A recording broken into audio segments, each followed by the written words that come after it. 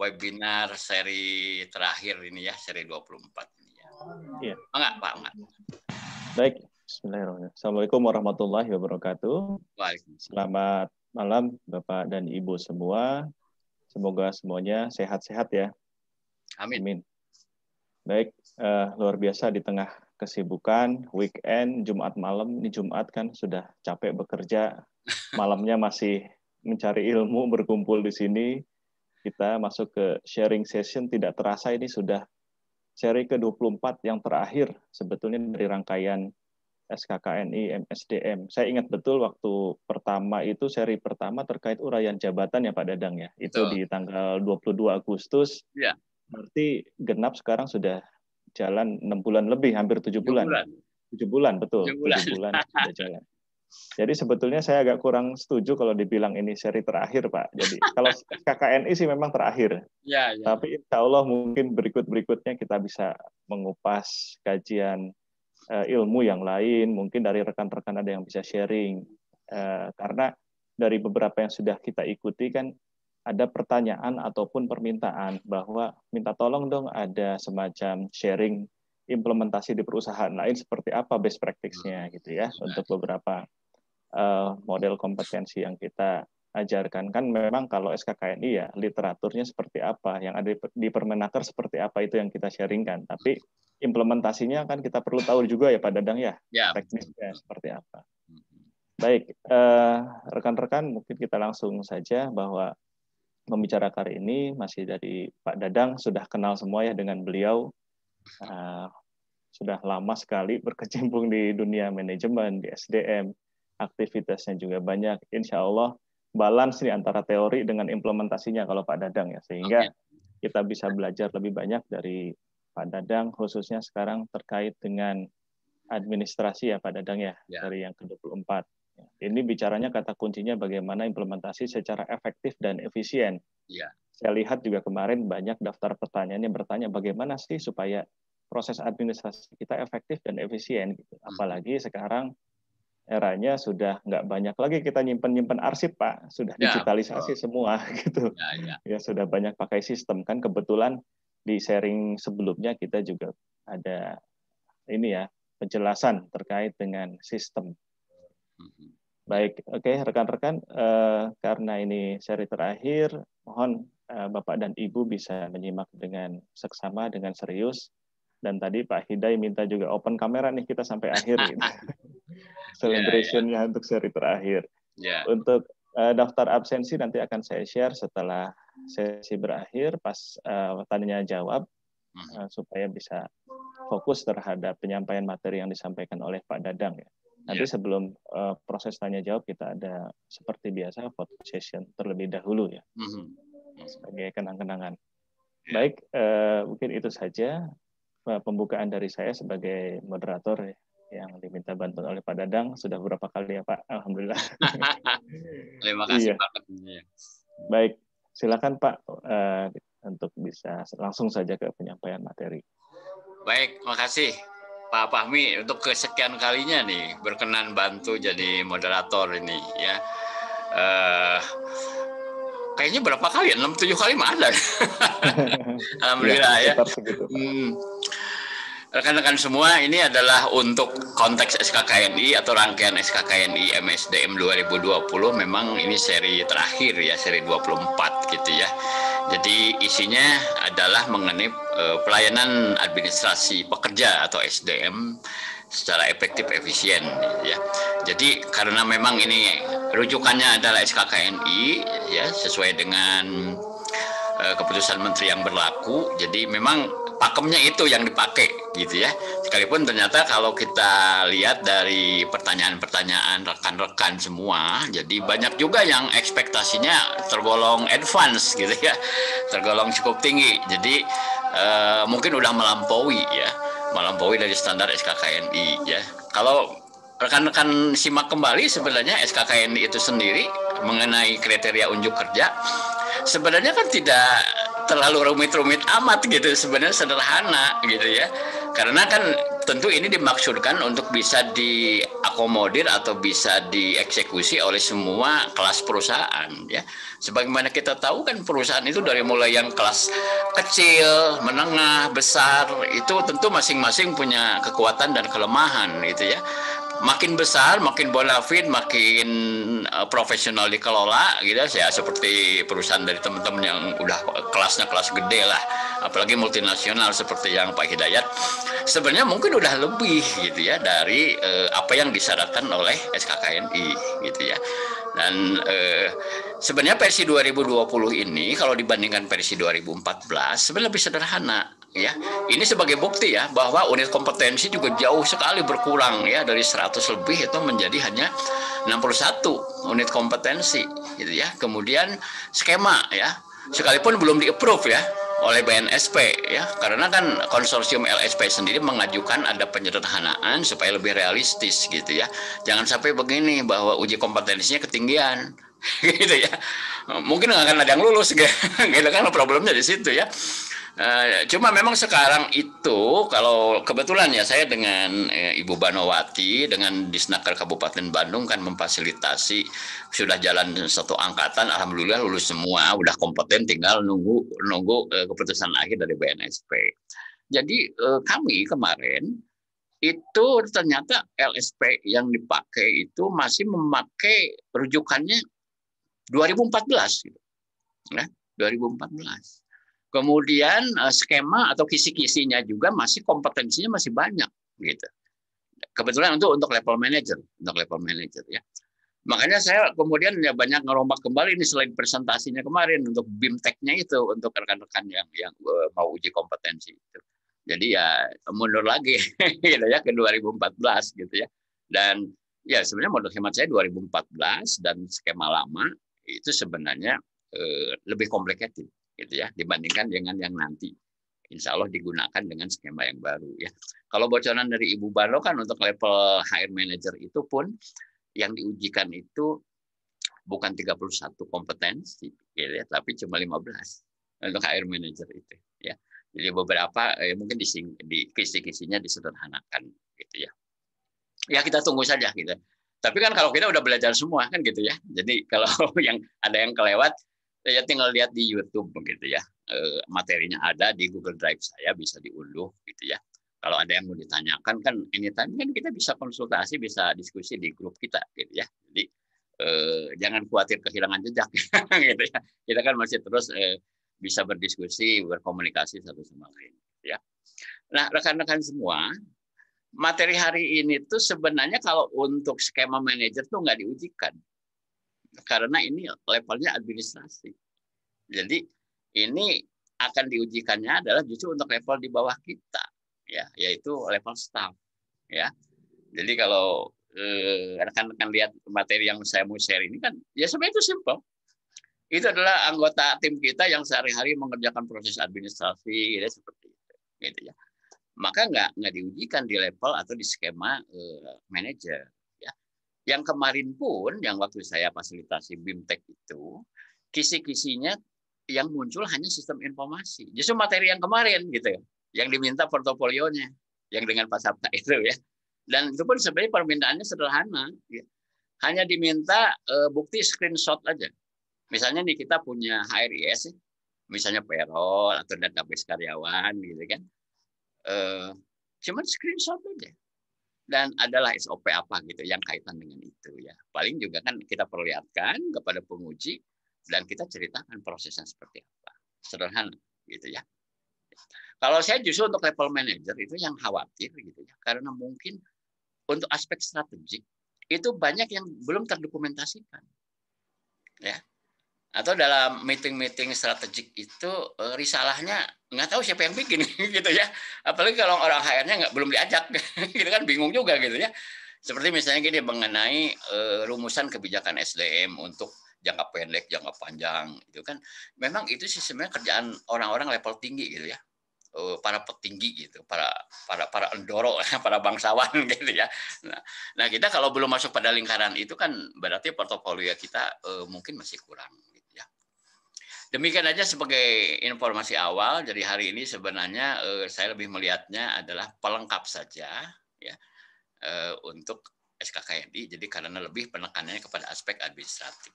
Ya. Dan ini satu paket memang ya. Karena memang di dalam guidance-nya pun ini satu paket. Di dalamnya 5 kompetensi ternyata, 5 unit, 5 unit kompetensi ya. Jadi ya bisa banyak, bisa sedikit gitu. Sedikit itu kan karena apa? Karena mungkin untuk kita yang level manager nanti juga tidak dipersyaratkan gitu ya. Kecuali untuk justru di bawah kita yang mungkin akan itu yang lebih diminta gitu ya. Baik rekan-rekan, saya mohon izin untuk share materinya. Dan kalau pertanyaan awal memang sebagaimana disampaikan Pak Fahmi itu udah banyak itu pertanyaannya mungkin lebih dari 70 gitu ya. Banyak yang sama juga ya. Nanti insya Allah nanti Pak Fahmi bantu pilihin mana gitu ya yang memang menarik gitu ya untuk dikupas gitu ya.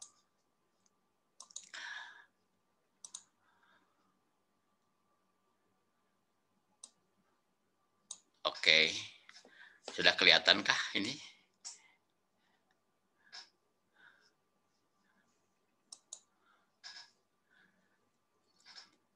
Pak Fahmi ini kelihatan nggak Pak? Keluar nggak?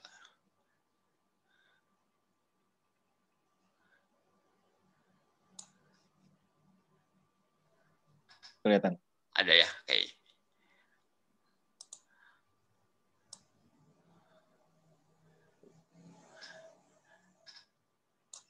Oke, ya ini judulnya melaksanakan pelayanan administrasi pekerja atau administrasi pengelolaan SDM secara efektif dan efisien. Ini dua-duanya nih, kata keramatnya keluar.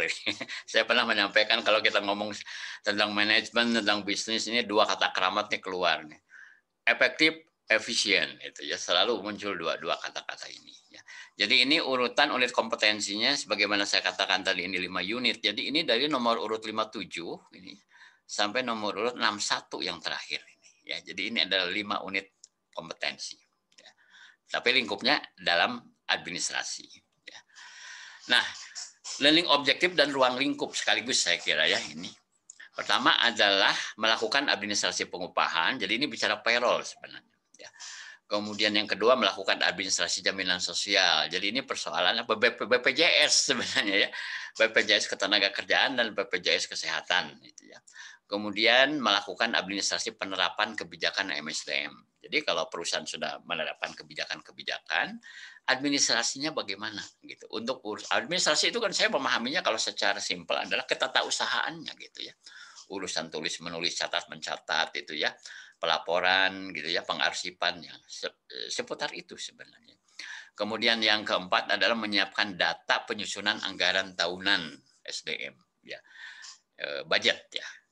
Dan ini pun mungkin tidak semua perusahaan sudah melaksanakan tata laksana anggaran gitu. Ada juga mungkin yang tidak menggunakan atau kita di HR belum dilibatkan gitu ya. Kemudian yang terakhir adalah menangani administrasi pekerja antar negara ya. Jadi ini menyangkut tenaga kerja asing gitu ya. Kebetulan memang kan sudah ada PP yang baru itu ya. PP 34 itu tentang tenaga kerja asing. Nah, saya mulai dari sini dulu ya. Kelihatannya saya perlu back to basic dulu. Kalau kita bicara pelayanan administrasi pekerja, saya mencoba menggunakan alat bantu ini model peran HR dari Dave Ulrich, ya dari mbahnya manajemen SDM gitu ya, dari Michigan ya, Michigan University. Ya. Peran HR dan pelayanan administrasi pekerja. Sebagaimana kita tahu dari Ulrich itu dia punya model peran HR itu dengan model seperti ini ya, 4 kuadran ini, gitu ya.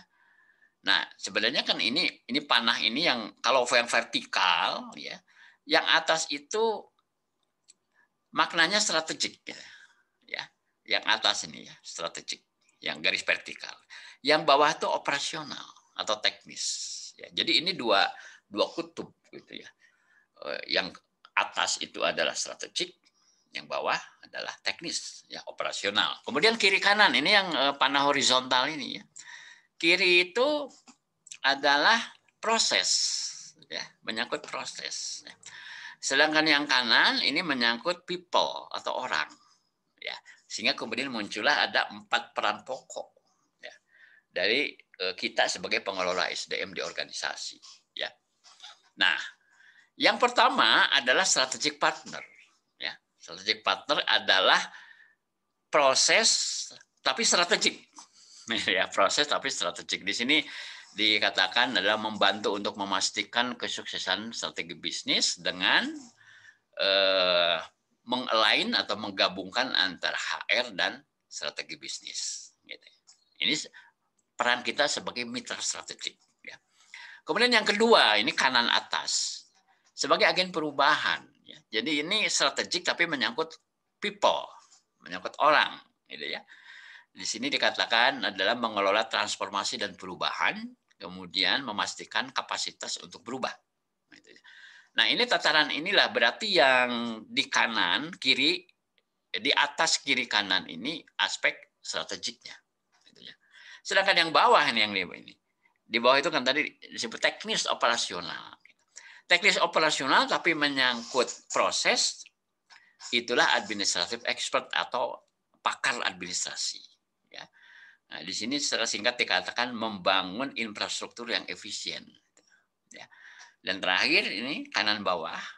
Jadi kanan bawah ini employee champion atau karyawan kampiun, gitu ya, atau jagoan karyawan, gitu ya.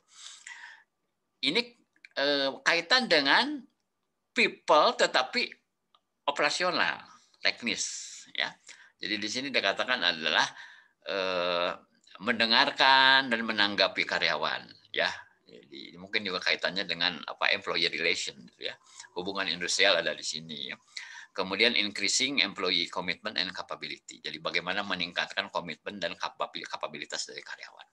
Nah ini yang saya kasih panah merah dan lingkaran putus-putus lah yang merupakan topik kita. Gitu ya. Jadi kalau ditanya di mana sih letaknya pelayanan administrasi itu? Karena memang ada beberapa pertanyaan gitu. Apa sih yang dimaksud dengan pelayanan administrasi pekerja itu? Yang dimaksud pelayanan administrasi pekerja ini, kalau dikaitkan dengan peran HR yang model Urlih ini ada di bawah sini. Ya, kiri bawah, yaitu sebagai administrative expert. Ya, nah di sini ada sedikit penjelasan bahwa yang dimaksud pakar administrasi atau administrative expert itu adalah pertama, menciptakan dan memberikan proses dan layanan SDM yang efektif dan efisien yang disesuaikan dengan kebutuhan bisnis yang unik. Ya, karena kan industri itu kan beda-beda karakteristiknya. Jadi keunikannya pun kan harus terakomodir gitu. Tidak bisa pukul rata misalnya untuk yang padat karya, padat teknologi gitu, yang karakternya pabrik, karakter hospitality tentu kan berbeda-beda. Ya. Kemudian di sini yang kedua, mengelola orang dan biaya terkait SDM. Ya, bagaimana antara biaya dan orang nih, ya. Kemudian yang ketiga, memastikan fokus pelanggan internal dan eksternal, ya. Jadi ini kepada kepuasan proses berikutnya. Dan yang keempat adalah menggunakan teknologi informasi untuk menghadirkan produk dan layanan SDM berkualitas dengan cepat. Nah, inilah kurang lebih gambaran. Kita lagi bicara soal pelayanan administrasi pekerja dikaitkan dengan peran HR, yaitu masuk di sini dia posisinya itu. Nah ini sebagai refreshing juga atau review singkat ya supaya rekan-rekan yang sempat terlewatkan untuk melihat model ini. Jadi yang dimaksud mitra strategik atau yang ini strategic partner ya, ini kurang lebih penjelasannya ya, bahwa dalam aspek strategik menyangkut proses bisnis, maka peranan kita itu adalah sebagai strategic partner ya. Dikatakan di sini seperti apa peranan itu? Pertama, meningkatkan dan menyesuaikan strategi dengan bisnis ya. Ya khususnya strategi SDM-nya sendiri kan supaya nyambung, jangan orang Jepang bilang hare-hare gitu ya, satu kemana gitu ya. Kemudian yang kedua adalah membantu manajer lini. Manajer lini itu pemahamannya adalah core process ya, core process atau orang-orang yang biasanya memiliki pasukan banyak gitu di dalam perusahaan. Membantu manajer lini dalam menyelesaikan masalah organisasi, masalah orang, dan yang terkait dengan perubahan. Kemudian yang ketiga, berkontribusi dalam pengambilan keputusan strategis tim manajemen. Yang keempat, memelihara pemikiran sistem, fokus pelanggan. Dan yang terakhir, mengelola pengembangan tenaga kerja secara strategis. Jadi kita menjadi partner dari teman-teman kita di perusahaan yang memang terutama memegang core business, ya, di mana mereka adalah ujung tombak atau proses-proses utama yang sangat menentukan kelangsungan daripada perusahaan. Kemudian yang berikutnya yang disebut agen perubahan yang ada di sini, ya, kanan atas, ya, change agent atau agen perubahan. Seperti apa peranan agen perubahan itu?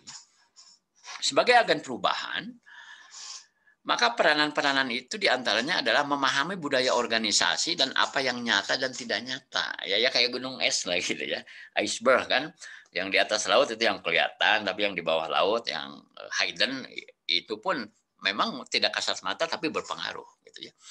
Kemudian melembagakan kapabilitas perubahan dalam organisasi. Yang ketiga, membantu manajer lini untuk memimpin dan memfasilitasi perubahan. Yang keempat, bertindak sebagai konsultan dalam efektivitas organisasi. Ya, kadang-kadang kan mereka itu misalnya ya mendesain ulang struktur, mendesain ulang pekerjaan, tapi kadang mereka lupa bahwa semua itu harus dengan parameter efektivitas organisasi. Ya, Pak Fahmi kan juga pegang ODI ya, Organization Development, diantaranya ini yang dikerjain sehari-hari itu kan membantu mereka supaya dalam memanfaatkan struktur, job desk, dan proses-proses organisasi itu bisa mengarah kepada efektivitas organisasi. Kemudian yang terakhir adalah meningkatkan pengembangan manajemen. Ya, manajemen itu kan perlu dikembangkan. Kalau enggak, mereka usang ya. Cara mereka memecahkan masalah, mengambil keputusan, kalau enggak dikembangkan, itu bisa tidak sejalan atau tidak adaptif dengan perubahan yang terjadi. Kemudian peranan berikutnya adalah sebagai employee champion. Ini terjemahannya adalah jagoan karyawan gitu ya, atau kampiun karyawan. Ya. Nah, peran apa ini? Ya.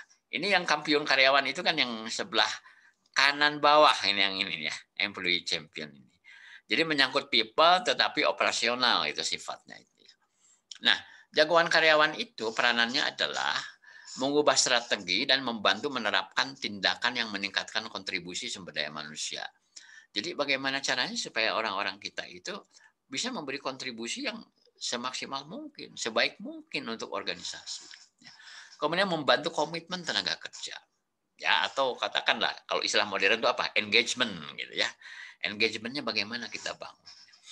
Kemudian yang ketiga adalah menjaga proses dan praktik yang masuk akal, bermoral, dan tidak memihak. Jadi kalau saya melihat bahwa kalau kaitan dengan bidang fungsional ini kaitannya employee relation, industrial relation, ya, kemudian juga integrasi, ya, integrasi SDM itu ada di sini. Termasuk ya sebenarnya yang paling penting adalah ini komitmen atau engagement kalau sekarang lebih banyak menggunakan istilah itu. Nah itulah 4 peran ya yang orang HR tuh harus bisa berperan gitu ya. Dulu kan saya pernah cerita juga bahwa prakteknya masih banyak rekan-rekan atau malah kita sendiri gitu sebenarnya ya, yang lebih banyak menghabiskan waktunya di bawah ini yang administratif dan employee champion. Jadi lebih kepada operasional. Padahal ya banyak yang mengatakan bahwa nilai tambahnya ini tidak begitu besar. Jadi piramidanya terbalik gitu ya. Kita itu banyak ngabisin waktu di level operasional gitu, tapi dampaknya mungkin 20-30%. Sementara sebenarnya yang akan memberi dampak besar itu yang strategik yang atas ini, yang strategik partner dengan change agent yang sebenarnya akan memberikan dampak jauh lebih besar ya. Tapi tentu kan ini semua kan harus dikelola, kan nggak mungkin nggak dikelola. Saya ambil contoh aspek administratif. Kan tiap hari juga kita berurusan dengan aspek administratif, betul nggak?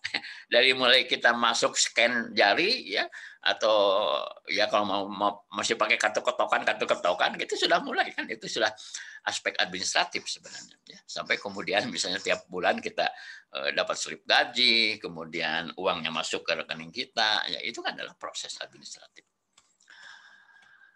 Nah, karena ada embel-embel efektif efisien, nah kita back to basic lagi ya sebenarnya. Karena juga ada beberapa yang menanyakan yang dimaksud efektif dan efisien itu ukurannya apa, ya, atau definisinya apa gitu ya. Nah, memang sih ada beberapa yang masih confused ya. Ini dua binatang ini tuh apa bedanya sebenarnya? Efektif itu apa, efisien itu apa gitu ya. Ada juga yang punya pendapat nggak bisa ketemu katanya.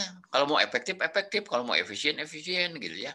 Tapi ini kelihatannya sekarang kita dipaksa, gitu. Harus dua-duanya, harus efektif dan harus efisien. Nah, sekarang coba kita lihat, ini ada satu model sederhana yang mencoba menjelaskan, mengklarifikasi. Kalau demikian, apa sih yang dimaksud efektif dan efisien? Di sini saya kasih ini satu penjelasan bahwa efektif versus efisien itu adalah pencapaian tujuan versus penggunaan sumber daya. Jadi kalau kita bicara konsep efektif, maka yang dimaksud adalah sejauh mana pencapaian tujuan. Apakah tujuan itu tercapai atau tidak? Ya, berapa persen tercapainya? Nah, itulah yang dimaksud dengan efektivitas. Ya. Kemudian yang dimaksud efisien itu adalah seberapa besar penggunaan sumber daya atau pemanfaatan sumber daya yang kita miliki. Ya, dalam hal ini akan terkait dengan kapasitas terpasang dan kapasitas terpakai. Gitu kan? Apakah terjadi waste, apakah terjadi idle atau tidak? Nah, itu konsepnya konsep efisien. Nah, sekarang kita lihat satu ilustrasi, satu model yang sederhana, ya. Ini kuadran lagi nih, jendela-jendela kayak gini tuh sering dalam pembahasan-pembahasan itu ya. Jadi yang garis horizontal ini adalah garis efisiensi atau pemanfaatan sumber daya, resource utilization. Ya. Kalau di sini berarti rendah atau jelek, poor itu jelek, good itu baik, gitu ya. Atau kalau mau pakai angka juga bisa aja sih sebenarnya. Ini di sudut kiri bawah ini 0,0, di kanan 100 gitu misalnya. Ya, persentase lah katakannya 100. Ini pun yang vertikal, goal attainment ya atau pencapaian tujuan, low ada high. Ya. Katakanlah kita kasih angka aja, kalau senang dengan angka kita kasih angka 0 di sini di titik bawah dan angka 100 di titik paling tinggi. Nah, di sini ada yang pemanfaatan sumber dayanya itu jelek, ya, dan pencapaian tujuan pun rendah. Neither efektif nor efisien, nggak efektif dan nggak efisien. Jadi di sini indikasinya adalah tujuan tidak tercapai, ya, dan sumber daya banyak terbuang, gitu. Ya. Jadi kalau orang sudah bilang apa ya, ini ada ungkapan yang sederhana, tapi mungkin bisa mewakili. Capek gawe teka pake, gitu ya. Capek gawe teka pake, gitu ya. Capek gawe itu berarti artinya apa? Ada yang sia-sia, udah keluar tenaga, mungkin keluar waktu, uang dan lain-lain. Tapi teka pake, artinya sasarannya tidak tercapai, gitu ya. Sia-sia aja. Ya.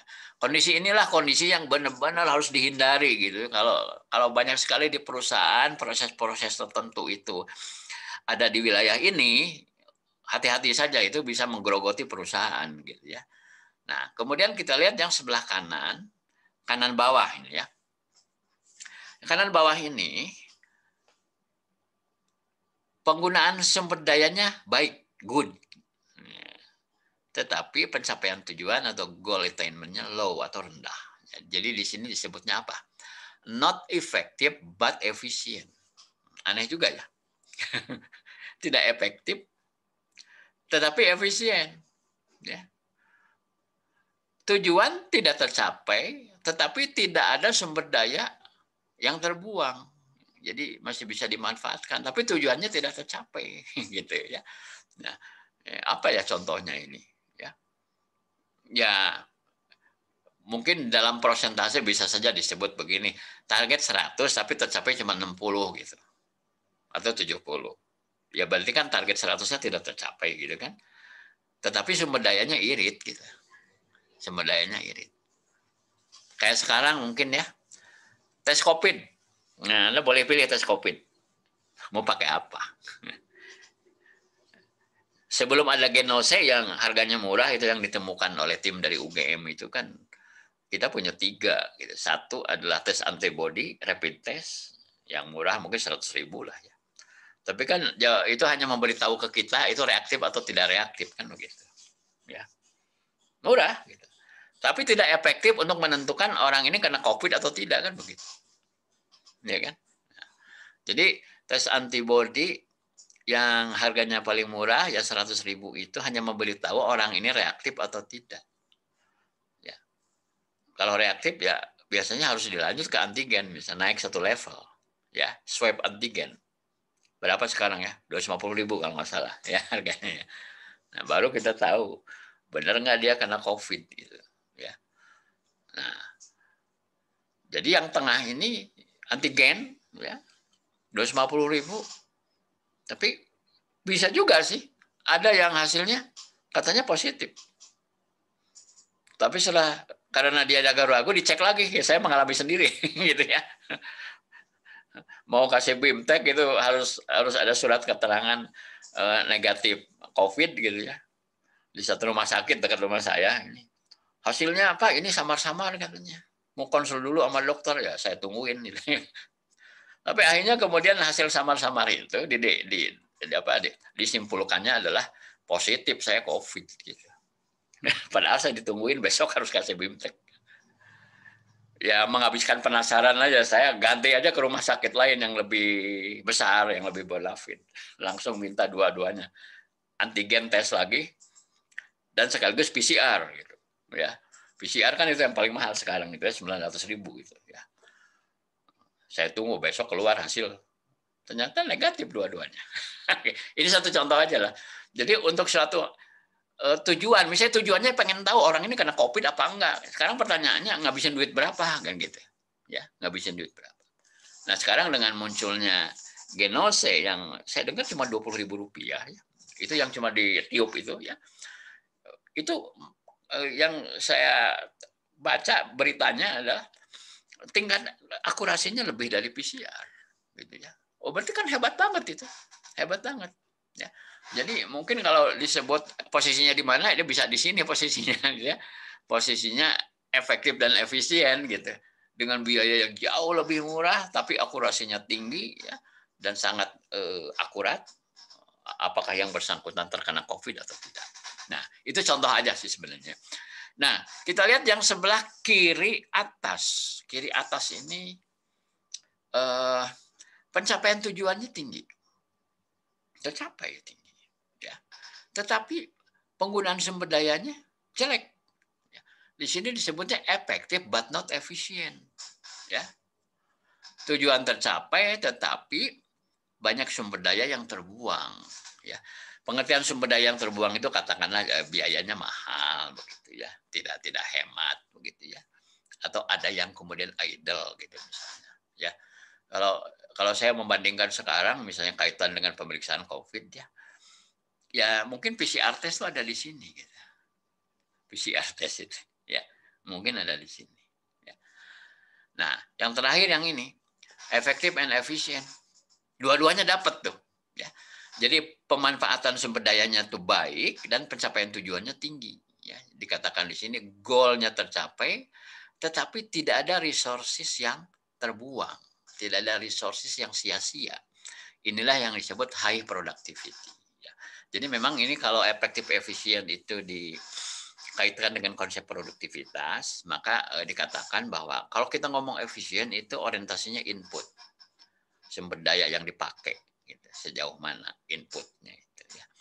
Sedangkan kalau bicara efektivitas kita bicaranya output dan outcome, sejauh mana sasaran dan kebutuhan yang kita inginkan itu bisa tercapai. Ya. Nah sekarang pelayanan administrasi yang efektif dan efisien itu artinya dia harus ada di kuadran ini, ya kuadran kanan atas harus efektif dan efisien. Ya. Misalnya apa? Misalnya tentang pelayanan upah, payroll misalnya. Bagaimana supaya efektif? Efektif itu bisa dengan parameter apa ya? Tidak ada kesalahan, gitu ya. Kemudian tidak ada kesalahan berarti tidak ada koreksi. Gitu ya. Kemudian tercapai kebutuhannya. Bahwa real time. Ya. Pada saat ditransfer jam 12 malam itu juga slipnya juga nyampe gitu. Gitu ya.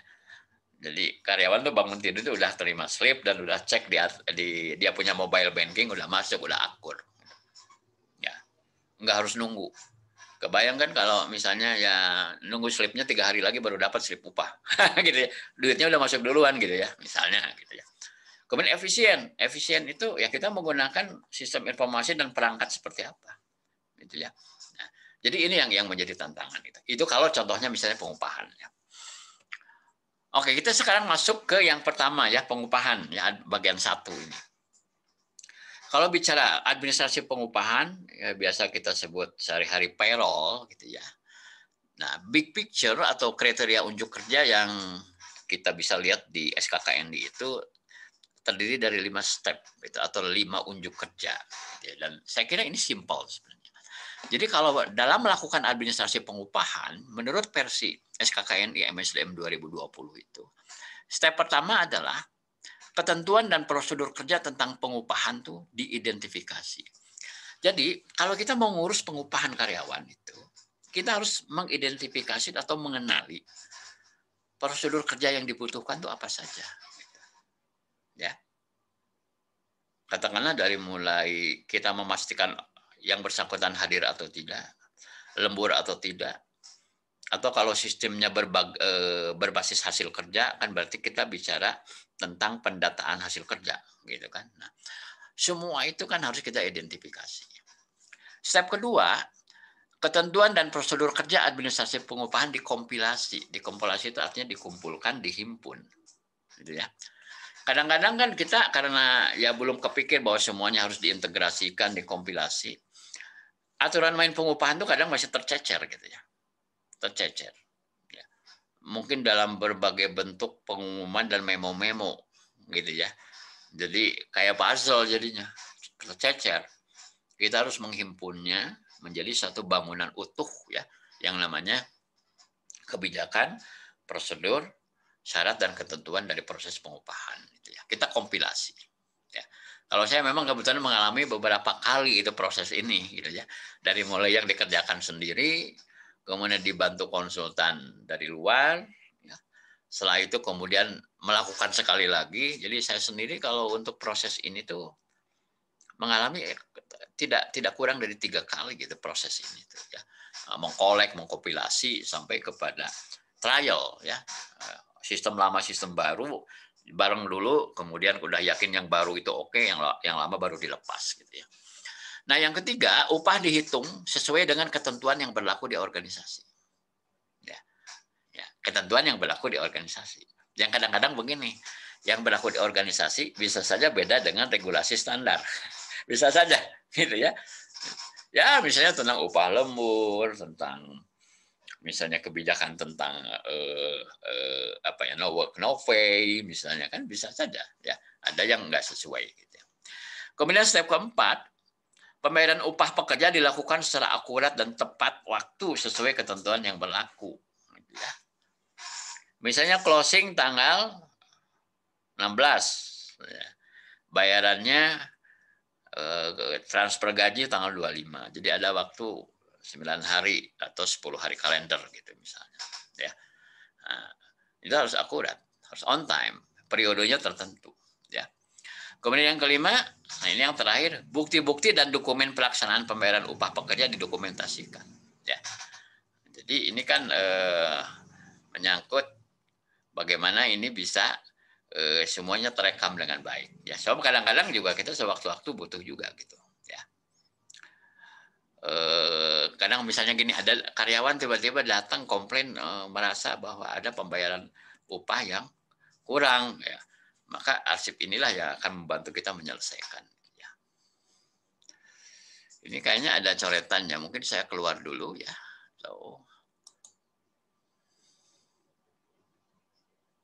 Itu bukan dari Pak Dadang, Pak. Saya lihat dari Pak Aji, minta tolong Pak mungkin dinonaktifkan terlebih dahulu pointer di screen ya.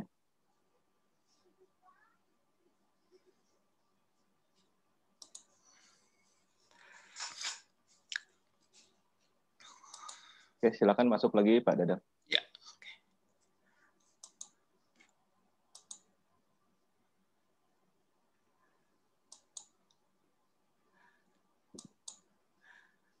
Ya, kita nyampe gambar ini ya.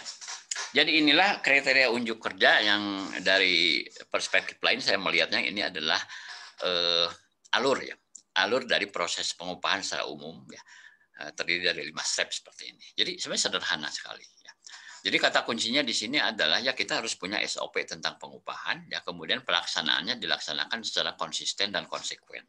Kemudian harus terdokumentasi dengan baik, gitu ya. Nah ini satu display saja ada 3 tahap untuk payroll gitu ya. Ini di display ini dibagi menjadi 3 tahap besar. Jadi stage 1 itulah pre-payroll. Jadi aktivitas sebelum payroll gitu ya. Jadi di sini adalah menentukan kebijakan pengupahan, kemudian mengumpulkan informasi-informasi atau input-input, dan kemudian validasi input. Mungkin secara praktek begini deh. Gathering input itu kalau secara elektronik misalnya tentang jam masuk itu kan dengan scan sidik jari atau dengan kartu ketokan kalau yang masih manual gitu ya. Tapi sekarang kayaknya udah pakai kalaupun nggak scan sidik jari itu pakai apa barcode barangkali ya gitu ya. Input validation itu paling kalau menyangkut absen sebenarnya. Kalau dia nggak hadir maka harus didefinisikan ya, nggak hadir karena apa? Apakah sakit? Apakah ada dokumennya? Apakah cuti dan sebagainya. Itu input validation gitu ya. Kemudian berikutnya masuk kepada perhitungan upah atau payroll calculation ya. Jadi proses 2 ini yang warna orange ini ya. Ini. Di sini adalah status mengenai kepatuhannya apakah sudah betul atau tidak gitu ya. Jadi endingnya di sini kan adalah memastikan nggak ada yang salah begitu ya. Sesuai dengan ketentuan yang berlaku di perusahaan. Ya. Berikutnya ini yang warna hijau ini udah masuk kepada payroll accounting, pembayaran dan pelaporan gitu ya. Jadi sebenarnya sederhana seperti ini. Jadi apa saja yang tercakup dalam pengolahan pengupahan atau penggajian ini? Yang pertama, kembangkan kebijakan pengupahan organisasi. Jadi policy-nya seperti apa. Tentukan komponen pay slip. Jadi ini di dalam slip upah itu kan ya ini kita bicara komponennya, pembayaran dasar, variabel dan lain-lain. Ada upah pokok, tunjangan tetap, tunjangan tidak tetap, ada reward dan seterusnya. Kumpulkan input pengupahan lainnya, misal dari penyedia layanan transportasi atau vendor makanan. Ini kalau kaitan dengan misalnya apa? Fasilitas transport dan catering gitu misalnya ya. Kemudian dapatkan gaji bersih dengan menghitung gaji kotor dan dikurangi jumlah menurut undang-undang dan ada juga yang bukan menurut undang-undang. Kalau pemotongan menurut undang-undang tuh misalnya apa yang standar? PPh 21 itu standar ya menurut undang-undang. Kemudian apalagi BPJS, premi BPJS yang dibayar oleh karyawan gitu. Itu baru menurut undang-undang. Tapi ada juga yang bukan undang-undang. Apa misalnya? Potongan pinjaman koperasi gitu misalnya ya, yang nebeng kepada payroll kan bisa. Atau misalnya kalau dulu menurut undang-undang tapi sekarang enggak gitu. Tapi di banyak perusahaan masih jalan. Mungkin Anda dengar istilah COS, check off system. Iuran serikat pekerja itu. Ya. Iuran serikat pekerja itu kadang nebeng ke payroll juga, minta dipotongin kan gitu. Ya, kalau dulu memang perusahaan diwajibkan ya melaksanakan check off system itu ya. Tapi sekarang sebenarnya enggak. Jadi harusnya serikat pekerja kalau mau narik iuran dari anggota ya mereka tarik aja sendiri gitu ya. Jangan kemudian mesti nebeng ke sistem payroll mesti dipotongin kan begitu ya. Kemudian terakhir, keluarkan gaji karyawan. Jadi ini adalah pembayaran. Jadi simpel aja ya, secara garis besar demikian. Nah ini saya tampilkan contoh konten kompilasi atau himpunan ketentuan dan prosedur kerja mengenai administrasi pengupahan. Ya. Ini kebetulan yang ada di tempat saya gitu ya. Mungkin nggak beda jauh lah dengan di tempat Anda juga ya. Jadi saya punya prosedur perhitungan upah. Ya. Saya punya prosedur penanganan kehadiran, hadir tidak hadir karena apa, kategorinya apa saja, syarat dan ketentuannya apa, gitu ya. Kayak misalnya rawat inap, rawat jalan, itu pembatasannya berapa hari, harus keluar dari siapa. Prosedur penanganan lembur, ya, misalnya lembur itu harus ada syarat perintah lemburnya, dasar dan harus approval siapa dan seterusnya. Prosedur pengajuan insentif atau komisi. Misalnya ini terutama kan ini kalau menyangkut tim marketing gitu ya, ada insentif dan komisi. Bagaimana pengajuannya? Prosedur pinjaman. Nah, ini. Pinjamannya kalau di kami macam-macam gitu ya, bukan. Kalau pinjaman uang sih udah dilayani oleh koperasi sebenarnya ya. Tapi ada pinjaman lain misalnya membeli produk. Ya kebetulan kan kalau saya dibilang pakaian jadi kadang karyawan juga beli produk, tidak ada yang untuk dipakai sendiri, ada juga yang membuat keluarganya, atau mungkin untuk bisnis dijual. Ya. Itu masuk kepada prosedur pinjaman. Kemudian mengenai prosedur koreksi kehadiran, saya kadang-kadang juga begini, eh, di bulan ini kita definisikan dia ada absen dan ini kita potong. Tapi ternyata kemudian bulan berikutnya dia membawa bukti, gitu ya. Oh, sakit keterangan dokter ya kan berarti harus kita koreksi. Nah, itu kan kita juga harus ada prosedurnya. Bagaimana mengkoreksi kehadiran gitu. Kemudian prosedur klaim JPK ya ya di kami selain ada BPJS Kesehatan masih ada juga yang swakelola sebenarnya yang dikelola sendiri ya. Jadi kami punya prosedur reimburse misalnya, reimburse. Jadi kalau saya berobat misalnya ya, saya nggak pakai BPJS saya berobat ke ya langganan lah dokter saya gitu. Keluar kan biaya gitu. Nah, saya klaimnya itu ada prosedurnya gitu ya. Kemudian ada prosedur klaim lain-lain lah, apa misalnya dinas luar, biaya transport, biaya hotel, biaya makan, ya, entertainment masuk ke situ ya. Prosedur klaim macam-macam gitu ya. Ada juga prosedur pending gaji ya. Kadang-kadang kan ada ya misalnya ada karyawan yang agak bermasalah atau statusnya nggak jelas. Maka sebelum itu menjadi jelas kita pending dulu gajinya karena ada kewajiban-kewajiban yang harus diselesaikan. Kemudian selain prosedur kami ada yang namanya instruksi kerja atau IKA. Kalau dalam ISO itu IKA ya, instruksi kerja. Jadi menghitung upah itu instruksi kerjanya bagaimana kita harus bikin juga gitu.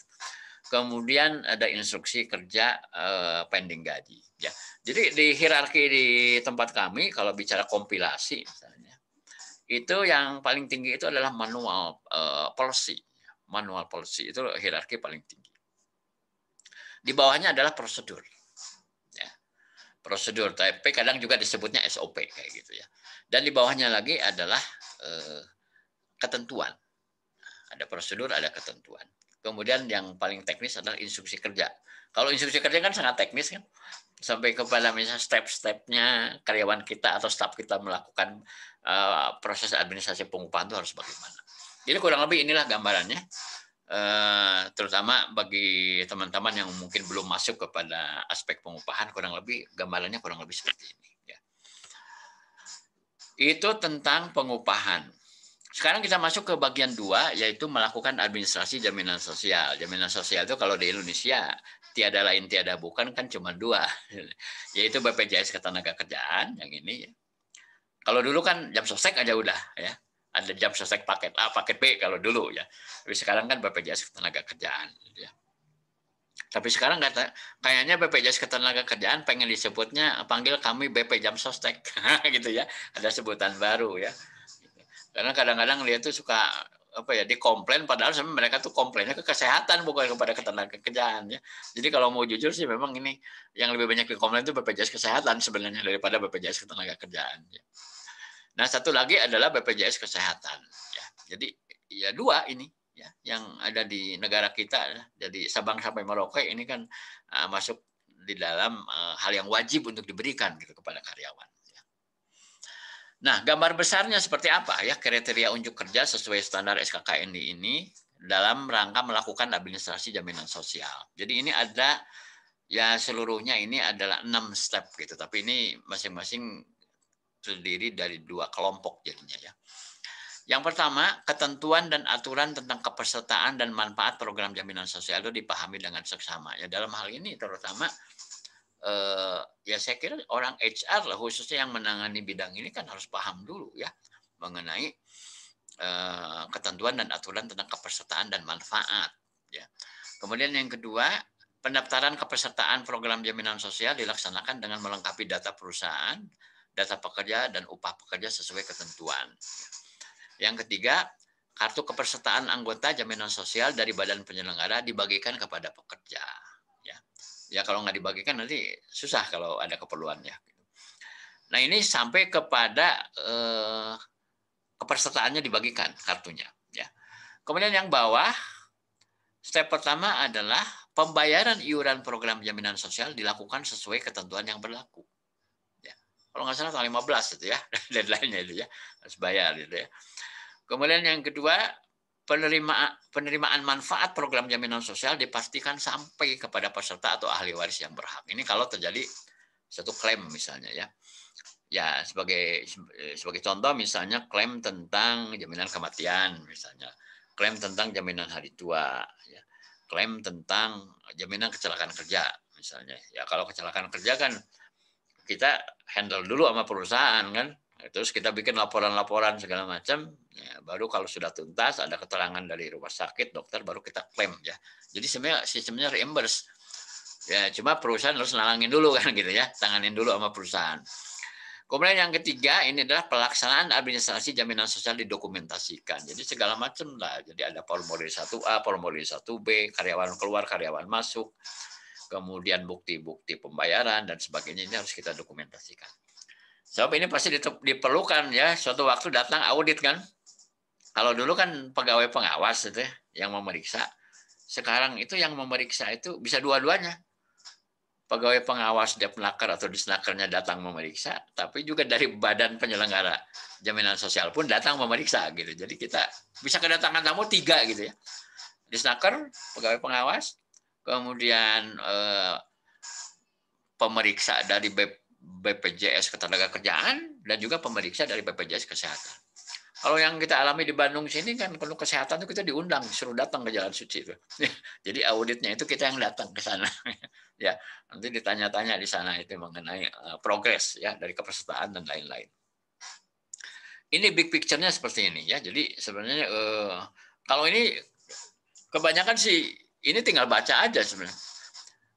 Yang diterbitkan oleh BPJS itu sendiri kan, jadi bukan kita yang menyusun karena ini lebih banyaknya adalah sistem eksternal ya, mereka sendiri yang menentukan, kita cuma ngikut aja gitu ya. Sampai formulir kan juga mereka yang menyediakan gitu ya. Nah ini saya kasih display satu contoh aja, misalnya cara daftar BPJS Ketenagakerjaan, dan ternyata kan sekarang udah digital ya, nggak kayak dulu ya.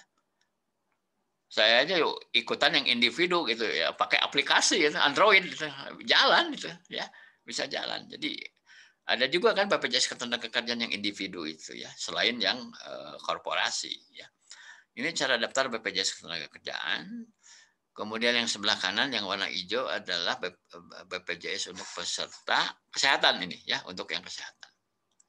Nah ini resources-nya sangat banyak tersedia ya, baik di website BPJS itu sendiri maupun di yang lainnya. Ya, ini contoh aja. Nah, sekarang ini coba kita lihat ya, bagi yang belum tahu barangkali ya. Kita kan BPJS itu ada 2 ya, ada BPJS Ketenagakerjaan dan ada BPJS Kesehatan ya. Nah, dan ini peruntukannya pada umumnya kalau BPJS Ketenagakerjaan itu kan untuk perusahaan swasta gitu ya. Kalau dan BUMN gitu ya. Kalau untuk ASN kan dia punya sendiri gitu ya, dia punya sendiri. Tidak diwajibkan ikut ini. Kayak kalau nggak salah mereka punya taspen gitu ya. Jadi, kalau BPJS Kesehatan semua kena ya. Mau swasta, mau pegawai negeri, mau TNI Polri juga kayaknya setahu saya ini kena semua ya. Nah, coba kita lihat ini. Untuk BPJS Ketenagakerjaan itu kan kita punya program yang standar itu adalah jaminan hari tua, JHT, ada jaminan kecelakaan kerja, ada jaminan kematian, JKM, dan ada JP, ini yang baru ya, jaminan pensiun. Ya. Rate itu adalah tarif premi ya, berapa persen dari upah. Ya. Jadi untuk jaminan hari tua ini, dari perusahaan 3,7%, dari karyawan 2%. Jadi totalnya adalah 5,7% dari upah. Minimum upah yang dilaporkan itu sebesar upah minimum kota atau kabupaten. Maksimalnya nggak dibatasi. Jadi kalau Pak Fahmi gajinya 40 juta yang dilaporkan gitu. Gitu ya. Dipotongnya segitu. Amin ya dari angka itu gitu ya. Nah, kemudian ini JKK, jaminan kecelakaan kerja. Nah, ini ada 5 grade gitu, 5 level. Ini berdasarkan tingkat risiko ya. Jadi perusahaan dengan risiko kecelakaan kerja terendah itu tarifnya 0,24. Saya di industri garment itu kenanya yang tarif 1 ini 0,24 ya. Dulu saya pernah di tekstil itu tarifnya level 3 ya, 0,89 ya. Mungkin ada teman-teman yang di tekstil yang ada weaving, ada finishing, ada dyeing gitu ya, knitting itu 0,8%. Gitu ya. Kalau yang paling tinggi yang saya tahu diantaranya ini yang sampai 1,74% level tertinggi itu, misalnya bidang apa yang high risk ya, seperti bidang konstruksi misalnya ya. Jadi tergantung industrinya dan itu ada listnya ya. Jadi bukan kita yang menentukan, jadi ada listnya sektor apa. Nah, tarif premi JKK-nya berapa persen gitu ya. Nah, untuk JKK ini yang membayar seluruhnya perusahaan. Jadi karyawan nggak ikut bayar ya. Minimal sebesar upah minimum, maksimal nggak dibatasi, tergantung tadi gajinya berapa. Mau 30-40 juta ya segitu yang dilaporkan gitu ya. Kemudian ini yang relatif baru adalah jaminan pensiun ya. Jaminan pensiun. Oh, sebelum ke jaminan pensiun, jaminan kematian dulu. Ini JKM ya. JKM ini pukul rata semua. Ya, JKM ini. 0,3%. Seluruhnya dari perusahaan, minimal sebesar upah minimum, dan minimal maksimalnya tidak dibatasi. Tergantung gaji dia berapa. Ya. Nah, bicara gajinya yang dipakai itu komponen apa? Ya, yang dipakai adalah kalau yang banyak dianut, yang standar adalah gaji pokok dan tunjangan tetap. Tapi saya tahu ada juga beberapa perusahaan yang tidak tetap juga ada yang dimasukkan. Jadi gede gitu, ada juga gitu ya. Tapi saya kan sebenarnya yang tetap yang paling penting karena itu memang angkanya nggak berubah-ubah gitu ya. Kecuali nanti misalnya tahun depan ada kenaikan gaji dirubah, jadi update gitu ya. Nah, ini yang relatif baru itu JP. JP itu jaminan pensiun gitu ya. Nah, ini juga sharing ya ini ya. Mirip JHT sebenarnya. Dari perusahaan 2%, karyawannya 1%. Ya. Jadi ini ada sharing. Ya. Minimal sebesar upah minimum, maksimalnya. Nah, dibatasi maksimalnya. Ya. Jadi kalau gaji 40 juta, didaftarinnya segini. Karena ada plafon atas. Gitu ya. Karena ini saya kira kaitannya adalah dengan nanti benefitnya. Nanti sebulan dapat berapa uang pensiun yang rutinnya itu. Ya. Nah, yang bawah adalah BPJS Kesehatan. Rate-nya itu dari perusahaan 4% preminya, dari karyawan 1%. Jadi yang bayar 4% dari perusahaan, 1% dari karyawan. Minimum sebesar upah minimum, maksimumnya 12 juta dibatasi. Jadi kalau gaji 30, 40 juta atau lebih, maka dilaporkannya 12 juta saja. Gitu. Ya. Ini tentang premi-premi. Ya, ada premi BPJS Ketenagakerjaan dan BPJS Kesehatan. Ya, ya bagi yang udah tahu ini udah nggak aneh, udah pasti begini. Ya. Nah, ini yang baru. Nah, ini kan berdasarkan PP 37 ya, 37. PP 37 2021 sebagai amanat dari Undang-Undang Cipta Kerja ya, Undang-Undang 11 2021 itu ada produk baru ya. Ini kan salah satu output dari Omnibus Law ini ya, yaitu BPJS Ketenagakerjaan Jaminan Kehilangan Pekerjaan ya. Nah, disingkat JKP. Ya. Nah, ini saya kasih cuplikan. Ini saya ambil dari PP 37 ini ya. Jaminan kehilangan pekerjaan yang selanjutnya disingkat JKP adalah jaminan sosial yang diberikan kepada pekerja yang mengalami PHK berupa manfaat uang tunai, akses informasi pasar kerja, dan pelatihan kerja. Ya. Pekerja yang telah diikutsertakan oleh pengusaha dalam program jaminan sosial sebagai dimaksud dalam pasal 4 terhitung sejak tanggal peraturan pemerintah ini diundangkan serta-merta menjadi peserta. Ya, jadi kalau baca ini otomatis gitu kepesertaannya. Kita nggak usah apply lagi. Jadi kalau ikut BPJS Ketenagakerjaan sudah pasti akan ikut ini. Gitu, udah otomatis. Ya. Nah, manfaatnya apa? Ya, JKP ini berupa uang tunai, informasi pasar kerja, dan pelatihan kerja. Ya. Penambahan manfaat JKP tidak menambah beban iuran pekerja dan perusahaan. Ya. Berapa minggu yang lalu lah saya diajak meeting ya, Zoom meeting dengan BPJS ini ya, Lodaya, BPJS Ketenagakerjaan. Dari kebetulan itu ada kepala cabang yang baru, jadi sambil silaturahmi kenalan juga beliau menjelaskan tentang produk baru ini. Jadi memang untuk JKP ini kita nggak bayar iuran. Gitu. Jadi dananya itu tadi kan atau di bagian ini ada nggak? Jadi dananya itu diambil dari yang ini. Nah ini, diambil 0,1% dari JKK. Ya, budgetnya itu. Dan 0,1% dari sini. Dari JKM. Jadi ada sharing dari sini. Dari premi yang udah disetor untuk JKK dan JKM. Itu yang dialokasikan ke sini.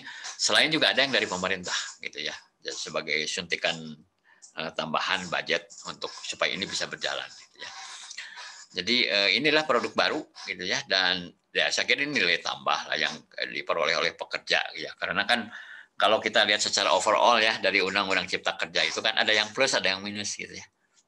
Yang minus itu apa? Yang pensiun kan berkurang lah kurang lebih 20% tuh uang pesangonnya yang pensiun ya. Gitu ya. Yang 24 tahun masa kerja biasa dapat 32,2 bulan upah, dapatnya menjadi 25,8 gitu kalau sudah saya hitung-hitung. Kurang lebih 20% lah berkurangnya. Tetapi perusahaan juga bertambah biayanya. Yang tadi saya cerita di awal apa? Untuk yang habis kontrak kan kita harus kasih kompensasi, gitu ya. Terhitung dari 2 November kemarin, gitu ya.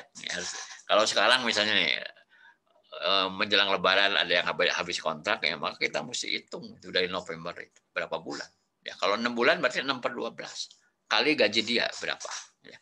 Kali sekian orang, gitu ya. Nah itulah tentang jaminan sosial. Berikutnya adalah mengenai administrasi penerapan kebijakan MSDM. Ya.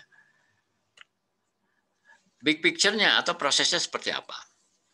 Ini sederhana, cuma ada 4 step. Ya, melakukan administrasi penerapan kebijakan MSDM. Yang pertama, ketentuan dan prosedur kerja berkaitan dengan administrasi penerapan kebijakan MSDM diidentifikasi. Apa saja sih yang diperlukan di situ? Jadi kalau kita punya policy, poin-poin apa saja, maka administrasinya bagaimana? Ya. Prosedur kerja dan bagan alur proses yang berkaitan dengan pengelolaan administrasi penerapan kebijakan MSDM dikompilasi. Ya.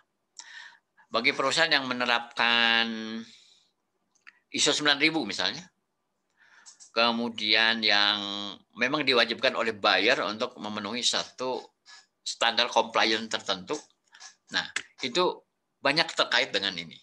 Ya, kita misalnya punya yang namanya quality policy, kita punya yang namanya tentang employment policy, gitu ya. Maka karena nanti biasanya diaudit, maka yang namanya administrasinya kan harus diurus, harus dikerjakan, ya. Minimal dokumen-dokumen buktinya ada, gitu ya. Kegiatan administrasi penerapan kebijakan MSDM dilaksanakan secara akurat dan tepat waktu sesuai prosedur kerja yang berlaku. Dan terakhir, administrasi penerapan kebijakan MSDM didokumentasikan sesuai dengan prosedur ya. Jadi rekan-rekan semua jangan heran bahwa SKKN ini kalau kita baca kriteria unjuk kerjanya banyak menekankan kepada bukti dokumen gitu ya. SOP harus ada, kemudian prosesnya dilakukan itu pun harus ada dokumennya, harus diarsipkan dengan baik gitu ya. Jadi saya kira sebuah sistem pada umumnya memang begitu ya. Ya misalnya kalau kita sudah terbiasa menggunakan ISO 9000, mestinya tidak aneh gitu ya, bahwa itu kan memang harus demikian ya. Nah, apakah yang dimaksud dengan kebijakan SDM? Kebijakan SDM adalah aturan dan prosedur formal yang menentukan bagaimana hal-hal tertentu harus ditangani di tempat kerja, termasuk hak dan kewajiban dari karyawan. Kebijakan SDM terkait dengan hukum ketenagakerjaan, ya banyak sekali gitu yang kaitannya dengan itu ya. Kemudian untuk menghindari ketidakpatuhan dan hukuman dari pemerintah, pemberi kerja harus mematuhi kebijakan SDM yang dibuat. Gitu ya. Jadi jangan terjadi penyimpangan-penyimpangan. Ya. Bagaimana menulis kebijakan dan prosedur SDM? Ini ada 10 tips gitu ya atau advice. Ya. Pertama, pilih judul yang cocok untuk kebijakan tersebut. 2, pahami motif di balik penulisan kebijakan. 3, gunakan bahasa yang sangat sederhana dan jelas. 4, kebijakan dan prosedur harus mencerminkan citra perusahaan. 5, kebijakan SDM perlu memiliki garis besar yang sangat jelas. 6, buatlah kebijakan SDM yang ramah pengguna atau user friendly. Jadi orang kalau baca tuh langsung ngerti gitu ya, user friendly. Selesaikanlah kebijakan SDM Anda, jadi jangan sampai hanya pada meeting dan perancangan tapi tidak pernah dikukuhkan gitu ya sebagai satu policy gitu ya. Periksalah hal yang sama dengan senior. Jadi ya karena kebijakan kan tentu kita nggak bisa mengabaikan yang namanya senior dan top management. Tinjau bersama tim dan staf yang lain. Jadi ini mekanismenya partisipatif gitu ya. Karena kalau enggak kan nanti takutnya orang ngerasa nggak terikat gitu ya. Saya nggak ikutan kok gitu ya. Jadi kan ini manfaat daripada manajemen partisipatif itu kan membuat orang merasa terikat. Ya. Ada komitmen. Ya. Dan terakhir, jagalah agar kebijakan itu tetap fleksibel. Maksudnya apa? ya mungkin 2-3 tahun kemudian harus ada penyesuaian gitu. Bisa diubah gitu ya. Menciptakan kebijakan SDM yang baik. Nah, ini seperti apa ya? Kebijakan yang baik itu sederhana dan jelas, ditulis dalam bahasa yang bebas jargon. Maksudnya bebas jargon itu apa? Jangan terlalu teknis sehingga orang agak sulit memahami ya. Karena kan ada memang jargon-jargon tertentu yang terlalu spesifik gitu ya, sehingga orang awam itu susah memahami gitu. Yang kedua, kebijakan tersebut harus dikaitkan dengan strategi dan moral organisasi. Yang ketiga, kebijakan tersebut harus sangat fleksibel. Keempat, kebijakan yang baik harus mampu beradaptasi dengan perubahan saat dibutuhkan. Yang kelima, kebijakan tersebut harus mudah beradaptasi dengan budaya organisasi, jadi harus sinkron. Ya, kalau enggak nanti ya justru kontraproduktif gitu karena tidak sinkron. Yang keenam, kebijakan ini harus dikembangkan oleh para pemangku kepentingan, stakeholders. Jadi jangan cuma misalnya satu tim kecil saja yang tidak mewakili, ya. Harusnya semua stakeholder di perusahaan itu terwakili karena nanti kan akan harus dipatuhi dan diikuti oleh semua orang gitu ya. Yang ketujuh, pengembangan suatu kebijakan juga harus melibatkan karyawan perusahaan. Ya. Dan yang kedelapan, kebijakan tersebut perlu dikomunikasikan kepada seluruh karyawan perusahaan karena merupakan kebijakan sumber daya manusia. Ini saya ambil aja contoh yang di tempat saya. Ya. Saya punya dua, satu company policy kaitan dengan employment ya, tentang sumber daya manusia. Company policy-nya seperti ini. Karena kebetulan ya waktu itu tuh drivernya apa atau pemicunya apa yang sehingga kita harus bikin satu policy seperti ini karena kita harus patuh kepada syarat-syarat compliance tertentu ya, yaitu social requirement dan corporate social responsibility. Yang itu ada dua gitu yang menjadi satu acuan gitu ya. Disampaikan kepada seluruh jajaran pimpinan, staf dan karyawan bahwa dalam rangka menerapkan nilai-nilai dan ketentuan social requirement dan CSR, maka perusahaan senantiasa melaksanakan ketentuan-ketentuan berikut ini. Ini ada 8. Gitu ya. Pertama, tidak mempekerjakan pekerja anak. Siapa mereka? Yaitu pencari kerja yang berusia di bawah 18 tahun. Ya. Kedua, tidak melaksanakan praktek-praktek kerja paksa yang tidak sesuai dengan nilai-nilai hak asasi manusia. Ya. 3, tidak melaksanakan praktek-praktek diskriminasi di tempat kerja. 4, menerapkan ketentuan jam kerja sebagaimana telah diatur oleh ketentuan yang berlaku saat ini.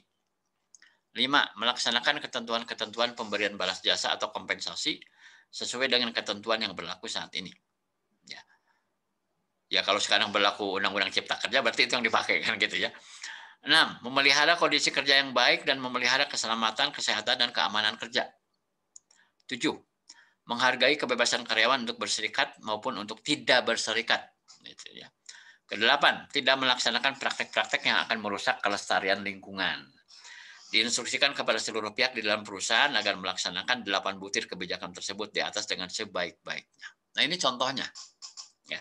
Dan kalau Anda lihat, sebenarnya nggak ada yang baru ya kalau Anda melihat, oh ini ternyata banyak diambil dari konvensi-konvensi ILO. Ya memang betul. Ya.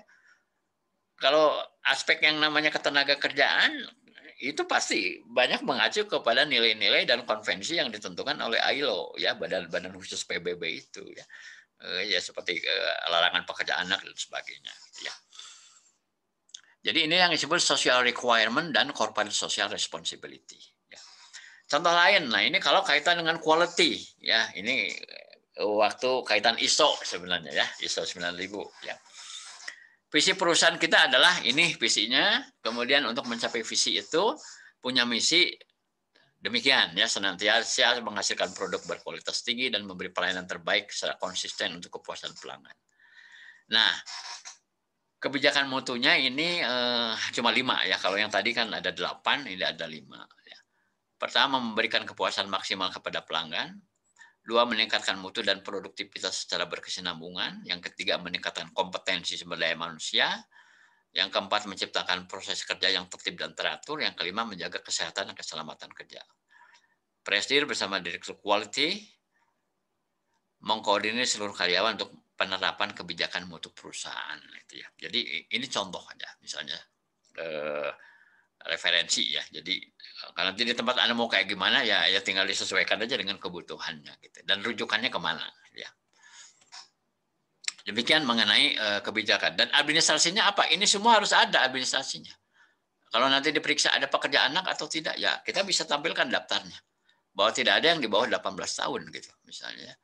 Kemudian apakah ada diskriminasi atau tidak, ya hal-hal yang menyangkut bahwa kita punya policy seperti ini itu kita bisa tunjukkan gitu ya, bahwa kita melakukan yang seharusnya dan menghindari apa yang tidak boleh dilakukan. Oke, kita masuk ke bagian keempat, yaitu menyiapkan data penyusunan anggaran tahunan SDM. Nah, ini memang hanya bisa dilakukan kalau sistem budgetingnya sudah jalan atau Departemen HR-nya memang sudah dilibatkan di dalam perencanaan anggaran. Ya. Tapi kalau belum ya berarti memang kita belum memiliki ya satu portofolio di bidang ini. Ya. Gambar besarnya atau kriteria unjuk kerja sesuai standar SKKNI untuk menyiapkan data penyusunan anggaran tahunan SDM itu terdiri dari 4 step. Ya.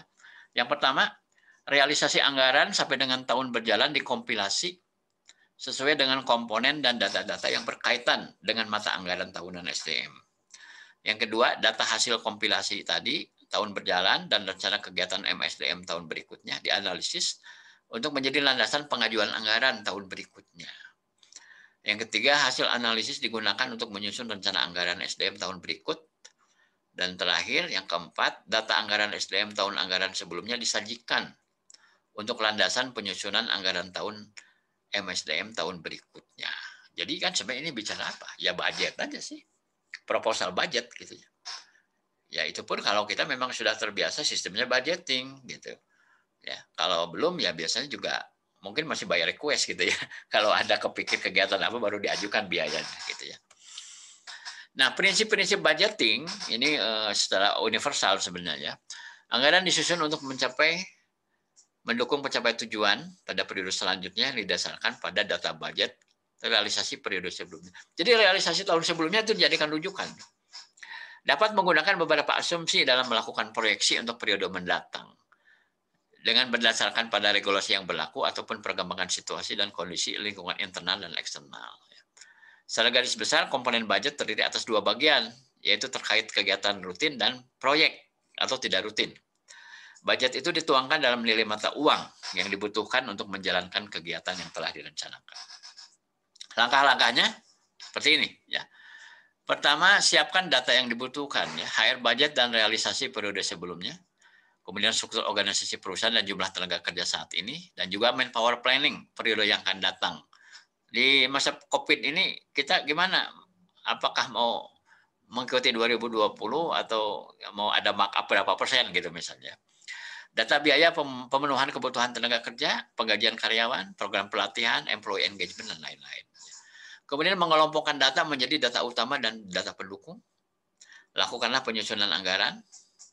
Masuk ke berikutnya, bandingkan dengan budget dan realisasi periode sebelumnya. Bagaimana? Sama atau sekarang lebih tinggi? Ya. Ajukan dan presentasikan rancangan anggaran Anda.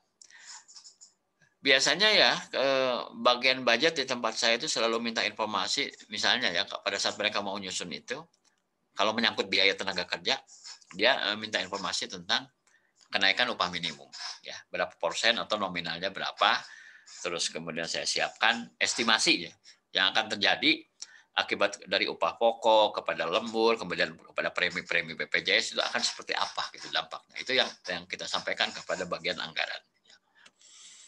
Ada 2 metode untuk penganggaran HR ini dari institusi society HRM. Ya. Jadi ada metode incremental dan ada metode zero base. Ya. Nah, apa yang dimaksud dengan incremental itu? Metode ini menerapkan penggunaan anggaran saat ini atau yang sudah ada untuk menentukan anggaran baru. Anggaran baru akan didasarkan pada faktor-faktor seperti proyek, pengeluaran, program, dan tingkat keberhasilan. Keputusan dan hasil dari anggaran baru akan didasarkan pada anggaran sebelumnya atau yang sudah ada. Ya. Jadi ini incremental itu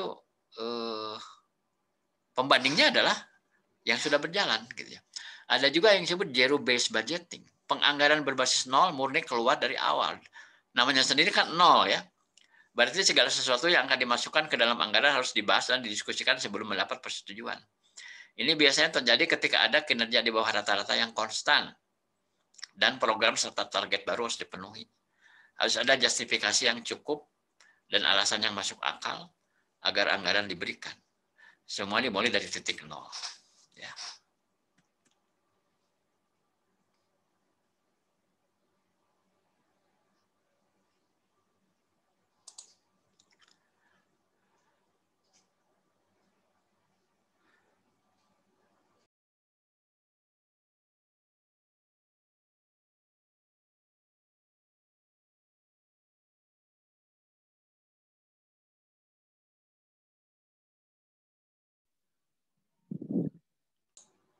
Oke, saya ulang.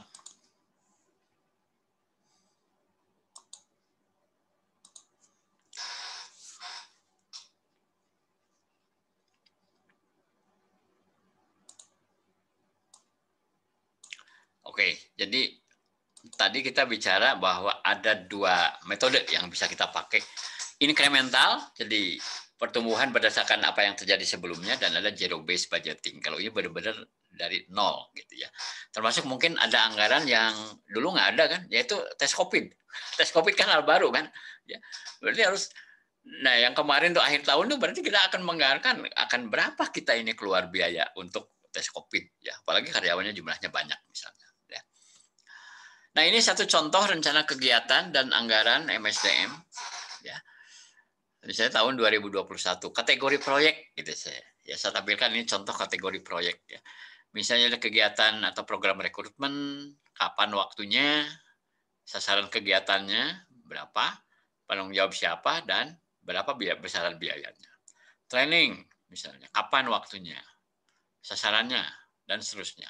Acara gathering, gitu. Ini contoh aja sih. Ya, kalau di masa pandemi ini gatheringnya banyak ditunda sebenarnya gitu ya. Job analysis dan evaluation misalnya program kerjanya ya. Penanggung jawabnya siapa ini ya. Berapa besaran biaya. HUT RI, nah nanti HUT RI ini ya. Kemudian perpanjangan izin-izin ya.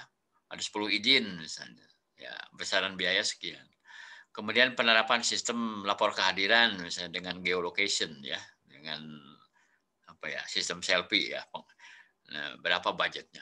Ini satu contoh kategori proyek. Kalau kategori rutin itu biasanya mengikuti apa yang udah berjalan ya, seperti misalnya pengerjaan rutin ya, seperti produksi berapa banyak, kapasitas yang mau dipakai ya, atau target produksi berapa. Itu breakdown berdasarkan komponen-komponen biaya. Ya. Ini contoh aja. Terakhir ini adalah mengenai menangani administrasi pekerja antar negara ya. Kalau di kita mungkin lebih familiarnya terutama untuk tenaga kerja asing gitu ya. Sekalipun ada juga yang kita mengirim orang keluar gitu ya. Misalnya ke perusahaan induk, misalnya kalau kita multinasional. Big picture-nya itu seperti apa? Ya, jadi ada 4 step ini. Menangani administrasi pekerja antar negara itu. Yang pertama, dokumen dan persyaratan untuk bekerja antar negara dilengkapi sesuai peraturan perundangan yang berlaku.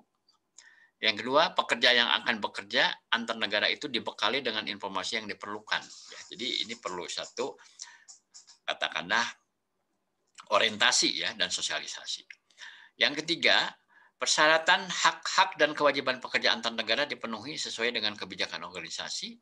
Dan terakhir, pelaksanaan penugasan pekerja antar negara didokumentasikan. Kalau pengalaman di tempat saya sendiri, kebetulan kalau saat ini sih sedang tidak ada tenaga kerja asing. Yang sebelum ini ya kami pernah mempekerjakan expert terutama ya. Expert untuk misalnya production, misalnya dari Perancis, kemudian expert untuk IT, misalnya dari India. Ya. Dan itu sebenarnya standar sesuai dengan ketentuan yang berlaku. Nah, ini saya tampilkan karena kebetulan ini ada aturan baru ya, yaitu Peraturan Pemerintah Nomor 34 tentang penggunaan tenaga kerja asing. Jadi ini saya ambil cuplikan hal-hal pentingnya saja. Pasal 4 misalnya berbunyi bahwa tenaga kerja asing hanya dapat dipekerjakan oleh pemberi kerja TKA dalam hubungan kerja untuk jabatan tertentu dan waktu tertentu, serta memiliki kompetensi sesuai dengan jabatan yang akan diduduki. Ya. Jadi artinya memang nggak ada tenaga kerja asing yang jadi karyawan tetap. Jadi harus dengan PKWT, ya. Waktu tertentu. Ya. Jabatan tertentu yang dapat diduduki oleh tenaga kerja asing sebagai dimaksud ditetapkan oleh menteri. setelah mendapat masukan dari kementerian lembaga terkait. Yang saya nggak cuplik di sini itu ada klausul yang berbunyi kalau untuk pengelola sumber daya manusia itu nggak boleh dipegang oleh tenaga kerja asing. Gitu ya. Ini proteksi ini untuk orang-orang HRD. Ya. Jadi nggak boleh ada orang HRD orang asing gitu, nggak boleh. Jadi diprotek gitu ya. Dari dulu memang ada proteksi gitu. Ya. Kemudian pasal 6, setiap pemberi kerja yang mempekerjakan tenaga kerja asing wajib memiliki RPTKA, rencana penggunaan tenaga kerja asing yang disahkan oleh menteri atau pejabat yang ditunjuk. Dalam hal pemberi kerja, tenaga kerja asing akan mempekerjakan TKA yang sedang dipekerjakan oleh pemberi kerja yang lain. Masing-masing pemberi kerja wajib memiliki pengesahan. Jadi tetap ya mau bisa pindah dari satu perusahaan ke perusahaan lain pun tetap RPTKA-nya harus ada. Bukan berarti oh ini mah sudah punya di tempat lain terus kita pakai di sini nggak boleh gitu ya. Kemudian ada pasal 7, pemberi kerja TKA wajib menunjuk tenaga kerja WNI sebagai tenaga kerja pendamping yang dipekerjakan untuk alih teknologi dan alih keahlian. Gitu ya.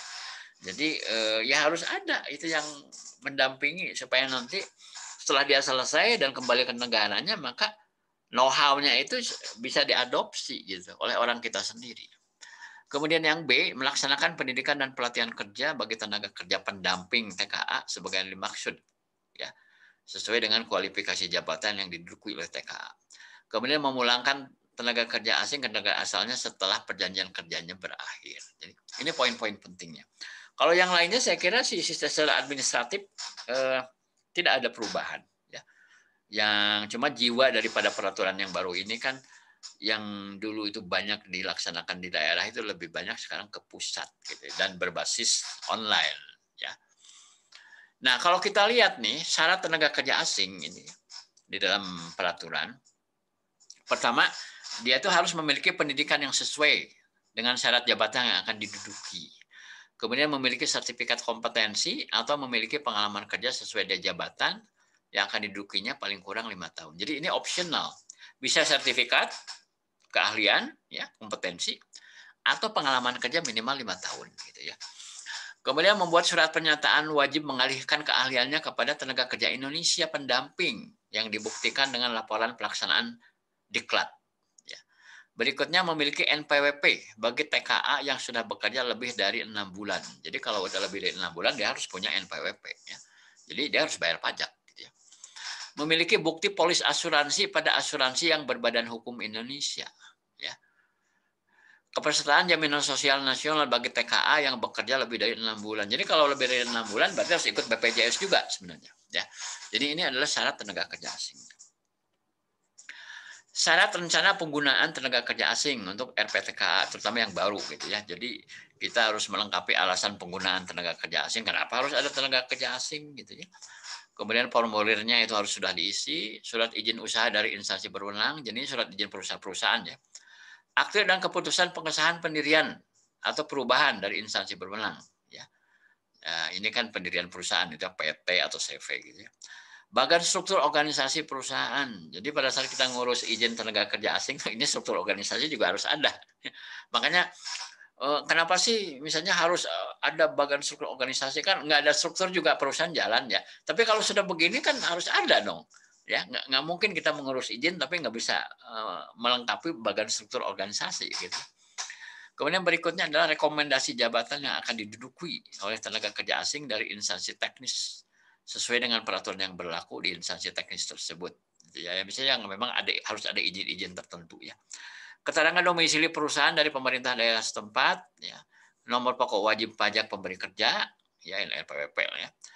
Surat penunjukan TKI pendamping dan rencana program pendampingannya seperti apa. Surat pernyataan untuk melaksanakan pendidikan dan pelatihan kerja bagi TKI sesuai dengan kualifikasi jabatan yang diduduki. Kemudian bukti wajib lapor ke tenaga kerjaan yang masih berlaku sesuai Undang-Undang Nomor 7 Tahun 1981. Nah, ini poin-poin pentingnya. Berikutnya karena ini sekarang sudah serba online ya. Jadi ini saya capture cuplikan display tentang bagaimana kita mengupload dokumen ya. Jadi kan tinggal masuk aja ke webnya ya, kita tinggal lengkapi. Kemudian adalah halaman isian formulir izin menggunakan tenaga kerja asing gitu ya. Jadi Kadang kalaupun bukan orang HR, ada bagian legal gitu yang ngurusin sebenarnya kalau sudah dibagi-bagi tugasnya. Gitu ya. Ini referensi yang saya pakai, tinggal diklik aja kalau membutuhkan untuk dilihat lebih lanjutnya. Saya kira demikian yang bisa saya sampaikan tentang aspek pelayanan administrasi pekerja. Ya. Selanjutnya saya serahkan ke moderator, Pak Fahmi, silakan. Baik, Pak Dadang, terima kasih banyak atas sharingnya terkait dengan SKKNI unit yang terakhir ya Pak ya, seri ke-24. Rekan-rekan, sebelum kita masuk ke sesi tanya-jawab, kita mau foto bersama dulu Pak Dadang. Oke. Jadi minta tolong untuk bisa open kameranya dan siapkan pose terbaik. Oke, ini ada 5 halaman semuanya. Kita akan ambil screenshot ya, nanti akan saya share untuk dokumentasi rekan-rekan semua. Oke, ini biasa kalau gaya orang kompeten begini gitu ya. Silakan halaman 1 saya ambil gambar 1, 2, 3, cheese. Ya, kita masuk halaman 2 sekarang, mohon dibuka. 1, 2, sebentar. 1, 2, 3. Halaman 3. Mohon dibuka kameranya. Masih banyak yang belum buka, silakan dibuka. 1, 2, 3. Halaman 4. 1, 2, 3. Terakhir nih halaman 5. 1, 2, 3. Oke, terima kasih rekan-rekan semua.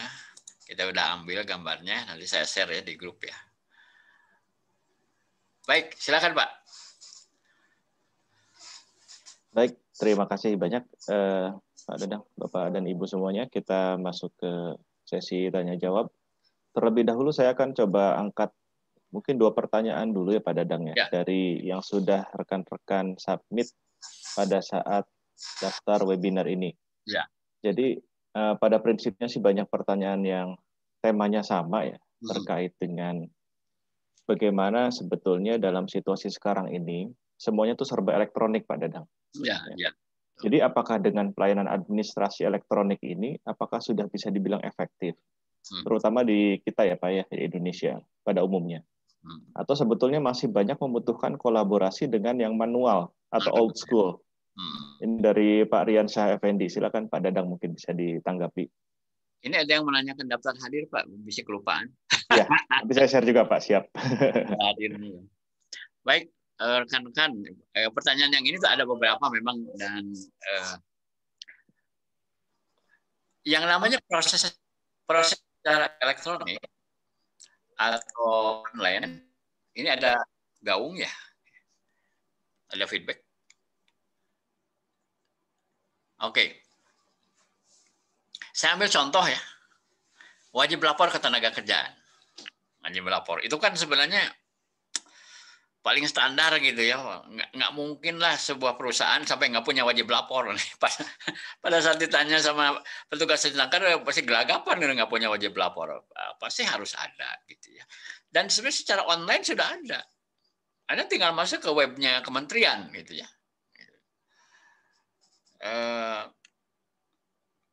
Bisa jalan, tapi kadang-kadang ada hambatan, nggak sampai tuntas. Dan di tingkat kota kabupaten sendiri secara manual masih berlangsung, dua-duanya ada gitu, ya, dua-duanya ada. Gitu. Jadi sekarang itu kalau disebut apakah seluruhnya sudah hijrah kepada sistem digital, elektronik atau online, menurut saya belum. Ya, dua-duanya masih diakui, gitu. Masih diakui. Itu contoh wajib lapor ke tenaga kerjaan. Contoh yang lain, pencatatan PKWT. Kan kalau mau direct ke kementerian juga via web ada, sebenarnya bisa.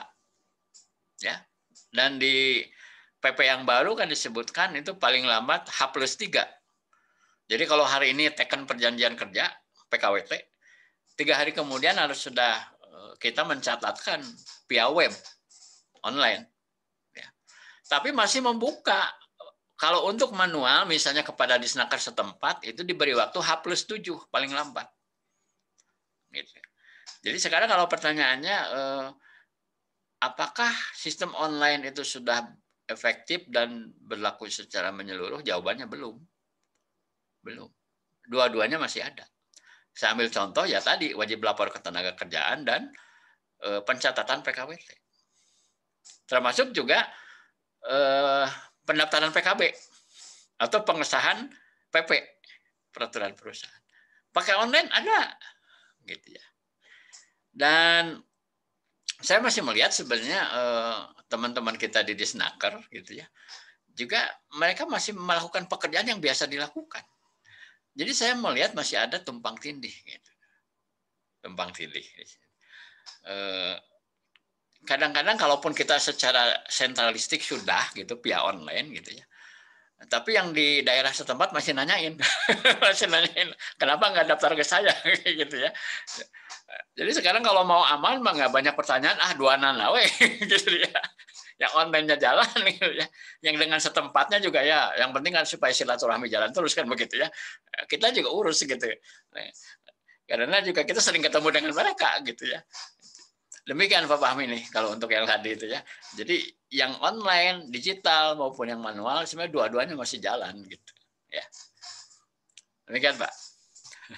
Baik, terima kasih Pak Dadang. Satu pertanyaan lagi Pak dari komentar yang sudah diisi di Google Docs ya Pak ya. Ya. Ini dari Pak Wahyu Warsa Jaya. Pada umumnya pelaksana administrasi itu kan memiliki kompetensi karena bekerja menurut SOP yang dibuat perusahaan. Jadi kata kuncinya mereka melihat pada SOP ya Pak ya. Nah sebetulnya kompetensi apa yang ideal untuk mereka yang ditugaskan sebagai administrasi supaya dapat menunjang kelancaran pekerjaannya serta dapat melakukan improvement di bidangnya. Jadi tidak hanya mekanistis melaksanakan, jadi ada improvementnya Pak. Silakan Pak Dadang. Ini kan berarti ada dua gitu ya orientasinya. Satu adalah eksekusi secara konsisten.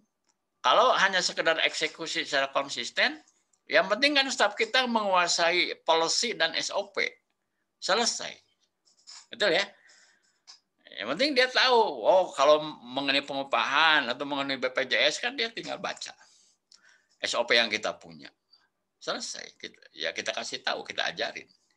Tapi kalau tadi dikatakan kalau improvement itu mensyaratkan yang bersangkutan punya pengetahuan yang lebih luas. Ya mungkin harus menguasai yang namanya regulasi dengan baik. Betul nggak? Regulasi dengan lebih baik. Itu kalau dari sisi compliance. Improvement kepada compliance-nya gitu ya. Cuma yang bisa aja menjadi satu wilayah yang misterius. Yang misterius itu begini. Perusahaan punya keinginan. Misalnya supaya biaya efisien itu, misalnya aturan main tentang pengupahan itu punya versi sendiri, gitu. Ya kan? Tinggal sekarang kan bagaimana dia melakukan satu evaluasi itu tuh sebenarnya boleh dilakukan atau tidak. Tapi yang jadi soal itu kapasitas dia atau bukan. Saya kira mungkin harus orang level tertinggi di Departemen SDM yang harus merespon, betul nggak? Saya ambil contoh begini, misalnya ada ide begini. Pak Dadang bisa nggak upah lembur itu katanya udah fix saja pakai judul apa kayak gitu, judul insentif gitu misalnya, insentif lembur gitu. Jadi bukan upah lembur tapi insentif lembur, bayarnya secara fix. Jadi nggak usah pakai hitung-hitungan berapa jam, kasih aja 500.000 tambahan sebulan, tapi nanti kalau dia kerja lembur jangan klaim lagi gitu. Pertanyaan saya, kalau ada perbedaan seperti itu, harus punya pengetahuan apa kan orang itu. Kalau dia tidak memahami regulasi lembur, dia kan ya ini instruksi bos ya jalan aja. Tapi kalau kita yang mengerti, ya Pak nggak bisa gitu dong gitu. Ya tapi kan katanya orang level tertentu kan nggak perlu dia bayar lembur. Betul ada regulasinya. Kalau misalnya kita buka di KPN 102 gitu misalnya, ya level tertentu itu nggak perlu dibayar upah lembur. Tapi ada syaratnya dan ketentuannya. Siapa? Yaitu pertama orang-orang yang upahnya udah tinggi. Kedua bahwa dia itu posisinya manajerial, ya kan? Yang ketiga adalah bahwa jam kerjanya nggak bisa dipatok jam 8 sampai jam 5 gitu. Itu syaratnya. Sekarang kalau pertanyaannya adalah staf payroll itu memenuhi itu tidak gitu. Ya kalau selevel saya gitu kadang-kadang tengah malam juga ditelepon, ya mau gimana lagi, saya tanggung jawab kan enggak ya tapi kalau orang-orang kita sebagai pelaksana kan atau supervisor aja kan mungkin dia ada fungsi manajemen, tapi level supervisor itu kan tidak memenuhi bahwa upahnya udah tinggi gitu ya, atau jamnya itu tidak bisa dipatok ya. Jadi hemat saya misalnya itu satu contoh aja gitu ya. Jadi kalau untuk eksekusi yang penting dia cerdas, memahami SOP, selesai gitu. Tapi kalau ekspektasinya yang bersangkutan harus bisa melakukan improvement, termasuk misalnya merombak SOP, gitu. Ya, merubah ketentuan. Nggak cukup bahwa dia cukup cerdas memahami SOP, dia harus menguasai regulasi dasar, ya, dan logik dari pengambilan keputusan, baru bisa. Kalau enggak, itu bisa sesat itu. Bahayanya kan di situ gitu, ya. Demikianlah. Tapi kayaknya Pak Hidayat bisa sharing, Pak Hidayat nih. Nambah-nambahin deh, biar lengkap. Bangga Pak. Pengalaman mungkin ada Pak. Silakan Pak. Betul nggak Pak?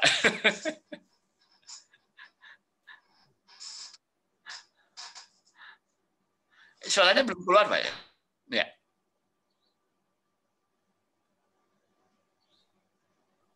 Oke. Ya. Suara sudah dengar? Sudah terdengar Pak. Ya, silakan Pak. Jadi gini, ini sharing pengalaman dari tempat-tempat yang pernah saya datangi. Jadi tapi umumnya sih kebanyakan memang semua tempat itu saya ubah gitu kan, karena memang nasib saya adalah bersih-bersih Pak, beres-beres. Beres-beres. Ya. Jadi gini, yang Bapak Pak Dadang sampaikan itu benar ya, seperti itu ya. Memang ada tahapan level tertentu yang kita juga sebagai pimpinan harus jeli, bukan cuma jeli tapi juga bertanggung jawab ya ketika menyerahkan suatu pekerjaan. Itu levelnya sudah cukup apa enggak ya? Kalau saya istilahnya akalnya udah nyampe apa belum? Ya, kalau belum dipaksakan ya berarti pimpinannya yang akalnya belum nyampe begitu ya. Jadi tadi yang Pak Dadang bilang kita harus tahu filosofi, konsep dasar. Tadi dia harus mengetahui perundangannya, legalisasinya, legal, best practice-nya, manajemen resikonya jika itu dilaksanakan, dan alternatifnya. Nah, jadi itu yang selalu 3 atau 4 item yang selalu saya ajukan sebelum saya mendelivery sebuah tugas pada tim. Ya. Masalah soal tadi ya karena ya mungkin di beberapa perusahaan, saya bicara di perusahaan yang SBU Indonesia aja ya. Ya. Ya memang ada tetap budayanya sama seperti yang lain. Seperti yang Pak Dadang bilang, kalau orang Indonesia, orang kita level supervisor, apakah iya 24 jam gitu kan? Nah, ya kalau sharing di kita sih, kita ada sedikit budget tambahan ya, atau katakanlah gaji tambahan ya, gaji tanda kutip gaji tambahan untuk level-level yang tadi yang tadi kita bilang nggak mungkin gitu ya 24 jam dia harus siap, tapi karena memang tuntutan pekerjaan ini dia harus siap. Ya, dia harus siap. Cuma budaya lokalnya, dan ini nggak terjadi cuma di Indonesia, di mancanegara juga ada. Jadi kita punya kebijakan atau kiat membuat gaji pendamping. Gaji pendamping ini hanya dieksekusi kalau dia melakukan perintah yang 24 jam tadi gitu. Nah, itu ada ketentuannya dan itu disosialisasikan, kemudian dirundingkan, disepakati begitu. Jadi alhamdulillah untuk masalah kayak begitu di tempat-tempat yang sudah saya datangi dan saat ini juga tidak ada masalah ya. Saran cuma atau usul bagaimana, apakah teman-teman bapak-bapak semua apakah bisa melakukan itu juga? Saya rasa bisa juga.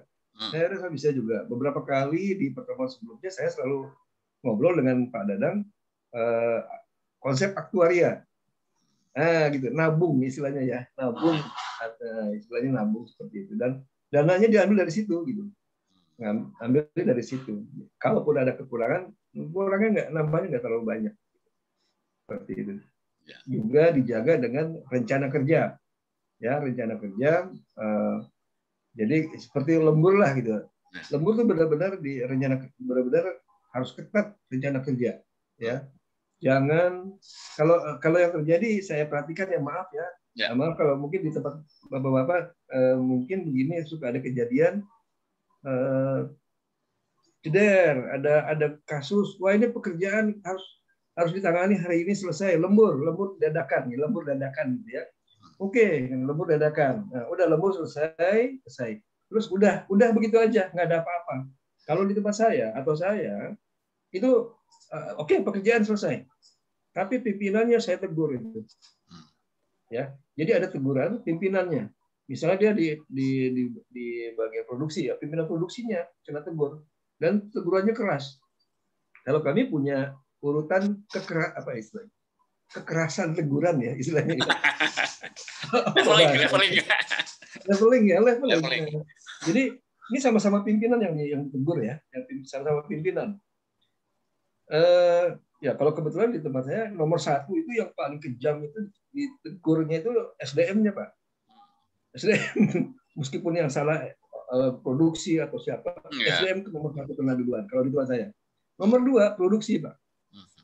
Ya, nomor 2 produksi. Nomor 3 nanti ada lagi. Nah, itu di leveling itu tindakan nyatanya apa? Tindakan nyatanya kita punya ketentuan, punya kebijakan, mulai dari peringatan, terus ditambah ada penundaan upah sampai peniadaan upah tertentu gitu ya, jenis upah. Jadi begitu Pak. Jadi supaya apa? Kalau nggak begitu, ya ketika ada dadakan itu, dan itu ingat cost ya. Nah itu nggak bisa dianggap sepele. Coba aja kalau di tempat-tempat kita mungkin pimpinan, bos, manajer nggak ditegur, ya nyaman aja begitu lagi. Ini pendidikan sih sebetulnya. Kemudian yang apalagi mengenai administrasi itu Pak ya, administrasi kalau di pertemuan sebelumnya kita memang sebelum pindah ke administrasi itu memastikan bahwa siklus dari non digital yang administrasi Oldis itu udah berjalan dengan dicatat tingkat ketidakpatuhannya sudah rendah dan sudah tahu masalahnya apa. Jadi ketika itu sudah siap, tinggal pindahin aja gitu, tinggal migrasikan aja ke sistem.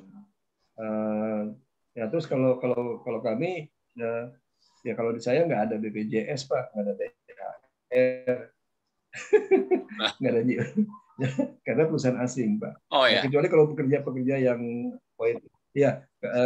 kecuali kalau pekerja yang point of hire kan, jadi waktu rekrutmen point of hire-nya memang Indonesia, ya dia ada BPJS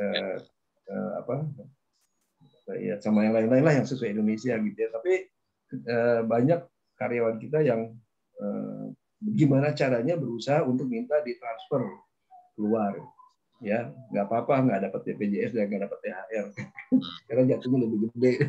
Lebih gede. Buat mereka gitu Pak. Yang penting itu hitungan masuk. Ya sharingnya itu aja Pak ya. Makasih banget Pak Hidayat. Nuhun. Mangga Pak Fahmi. Ya, terima kasih banyak Pak Hidayat sharingnya, luar biasa Pak. Di tempat sana sudah sangat berkembang ya Pak ya. Banyak improvement yang bisa dilakukan. Baik, langsung ke chat box ya Pak Dadang. Ada beberapa pertanyaan.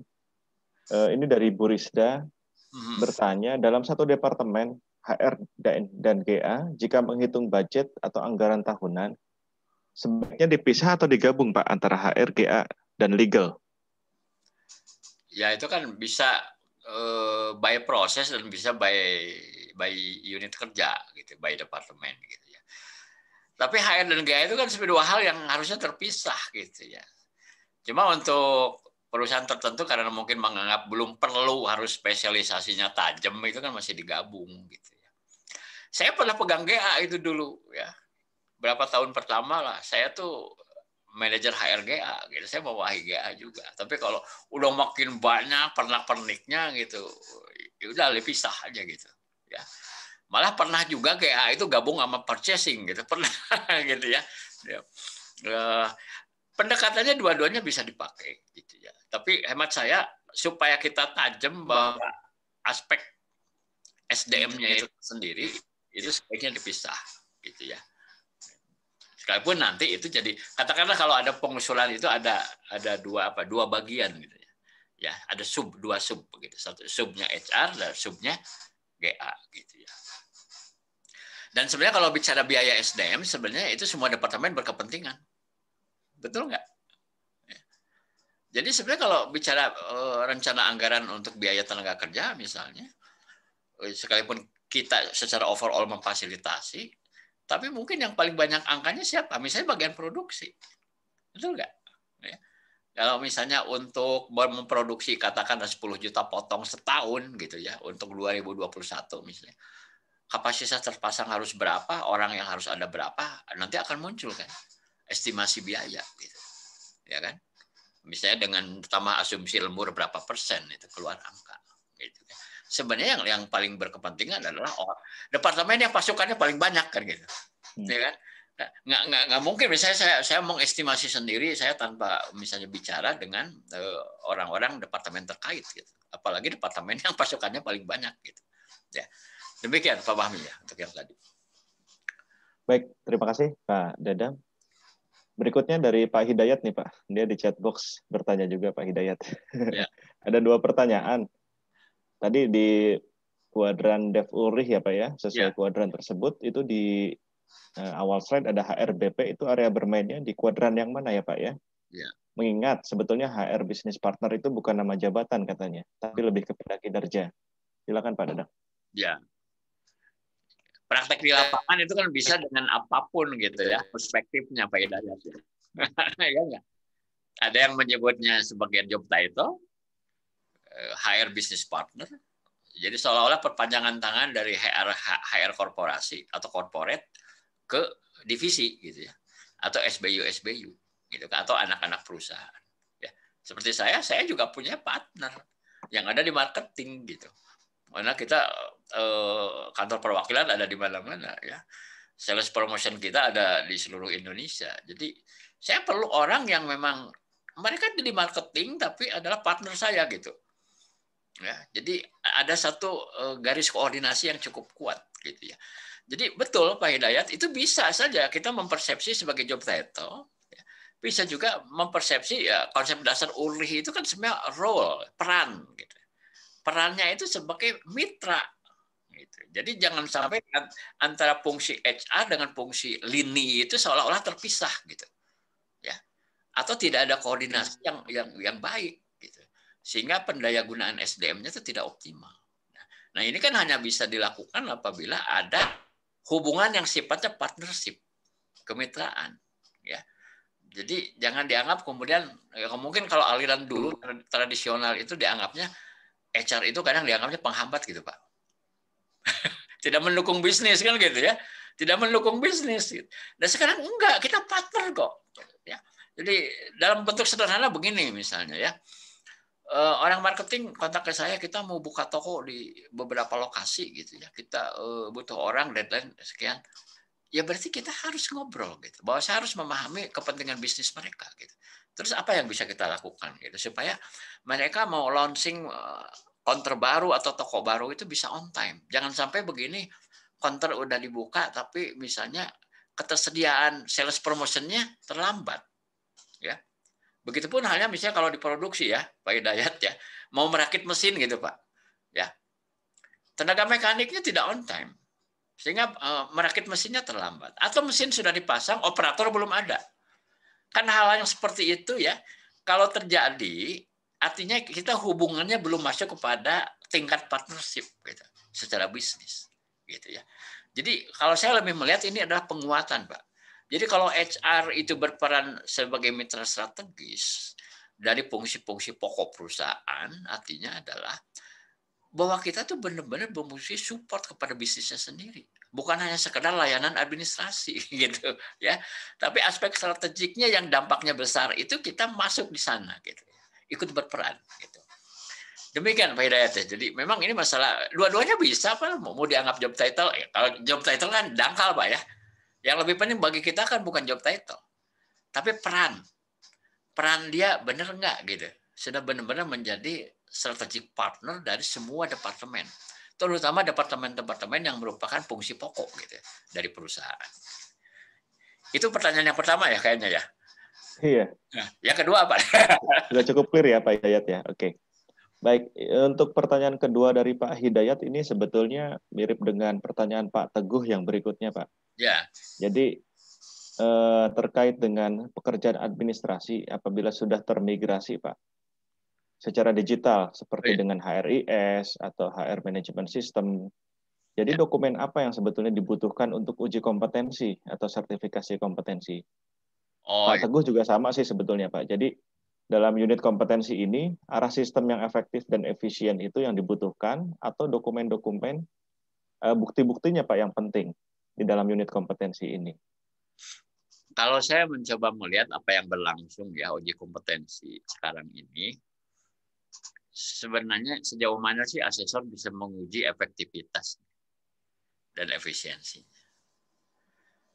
Saya lebih melihat masih kepada aspek dokumen, portofolio. Ya. Sebab kalau mengukur kompetensi, mengukur efektivitas, mesti didatengin tempat kerja kita. Ya enggak? Asesornya mesti datang ke tempat kita, lihat langsung ini ngerjainnya gimana. Jangan-jangan ngitung upah sampai 10 hari lagi. Gitu misalnya. Ya enggak? Ya. Gitu. Ya paling dia cuma nanya secara wawancara, proses di Anda itu seperti apa, masalah yang sering muncul dan nggak pernah selesai apa. Kan gitu. Paling pintu masuknya lewat situ. Gitu ya.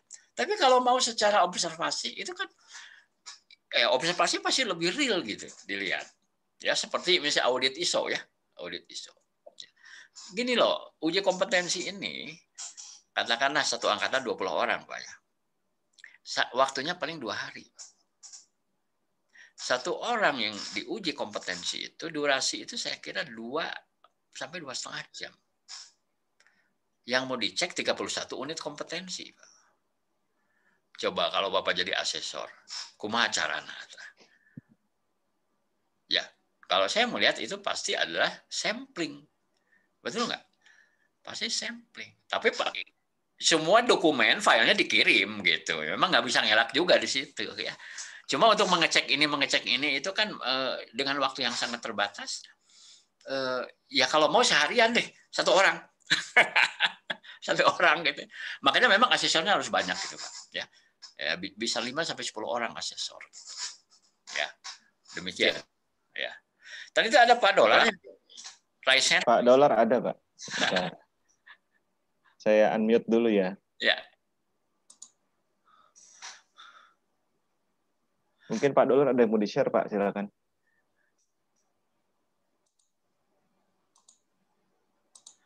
Tidak di depan laptop sepertinya Pak. Nah, kayaknya lagi ke belakang dulu.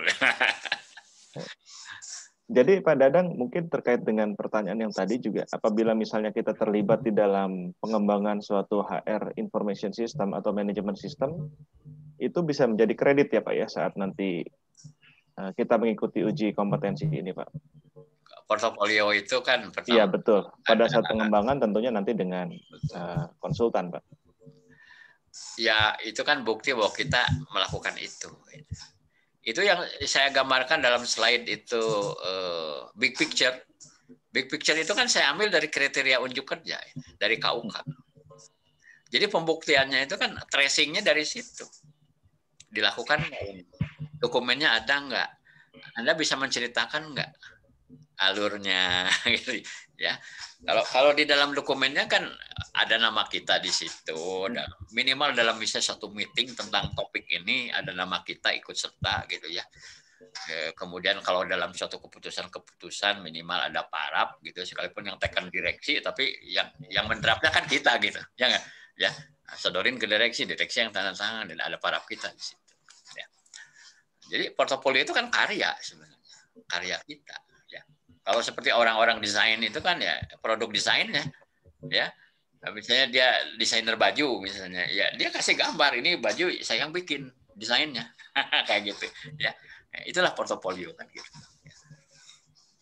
Demikian Pak. Nah Pak Dolar kayaknya nih.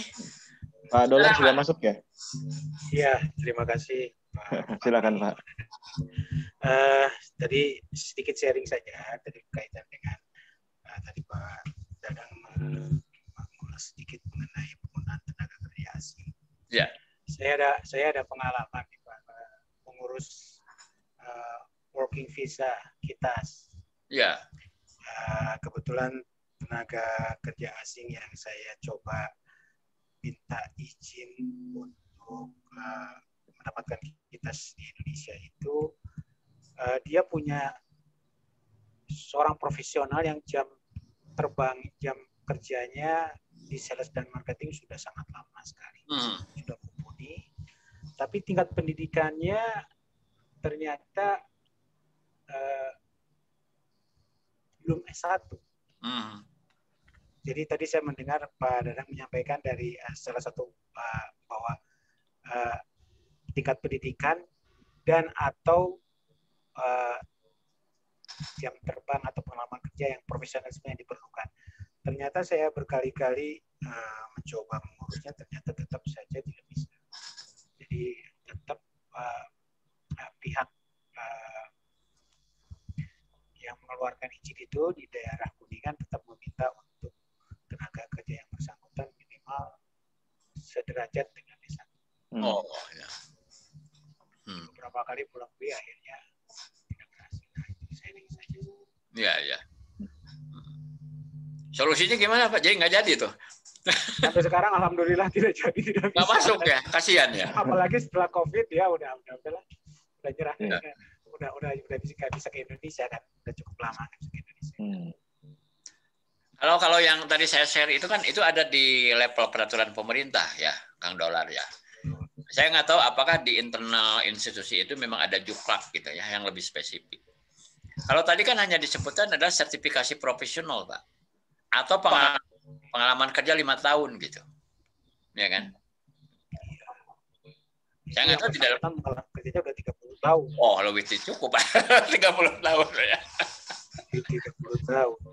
Tapi karena dia tidak diploma, graduate tidak punya ya sudah. Bolak-balik dicoba juga tidak berhasil. Itu sharing saja. Ya, oke. Makasih Kang Dolar sharingnya. Ya ada yang seperti itulah gitu ya. Ya. Baik, terima kasih Pak Dolar ya. Baik, Pak Dadang dan Bapak Ibu sekalian, saya kira sudah cukup waktunya ya Pak Dadang ya. Wah, ini udah jam berapa nih? Udah lewat ya? 4 menit ya dari waktu yang ditentukan. Ya. Baik, rekan-rekan, itu semua untuk webinar kita malam ini dari seri terakhir yang ke-24. Insya Allah ini bukan yang terakhir sesi kajian dari Pak Dadang. Berikutnya mungkin kita akan ada kajian-kajian atau ilmu yang lainnya akan di-share oleh Pak Dadang. Tentunya kita akan melihat dari respons yang masuk ya. Yang paling banyak sebetulnya meminta topik atau tema mengenai apa, nanti kita akan share di dalam WhatsApp group, dan juga Pak Dadang biasanya di sosmed update juga ya Pak ya. Ya. Mengenai ini bocoran aja berikutnya. kebetulan Pak Wahyu juga ada nih. Jadi saya dengan Pak Wahyu, tapi terutama ini ada, yang lakon sama Pak Wahyu ya, gitu ya. Oh gitu ya Pak ya. Ada topik yang akan dibahas ya Pak ya. Komis itu kita bahas PP 36 tentang menarik tuh Pak. Lagi hot issue. Pada bingung soal pengupahan, Insya Allah gitu ya. Dengan Pak Wahyu ahlinya ya, yang memang udah segala mau soal poin webinar Pak Wahyu. PP 34, 35, 36, 37 kan 4 PP kan gitu ya kelas. Betul. Jadi insya Allah ya mudah-mudahan tidak ada halangan ya, kita semua diberi kesehatan dan kesempatan. Amin ya Allah. Amin. Nanti saya info segala sesuatunya ya. Baik, terima kasih nih Pak Fahmi nih wabil khusus atas kesempatannya ya. Ini hilang ya Pak Wahmi. Baik, kita closing aja ya. Sampai ketemu rekan-rekan semua. Wassalamualaikum warahmatullahi wabarakatuh. Sampai ketemu.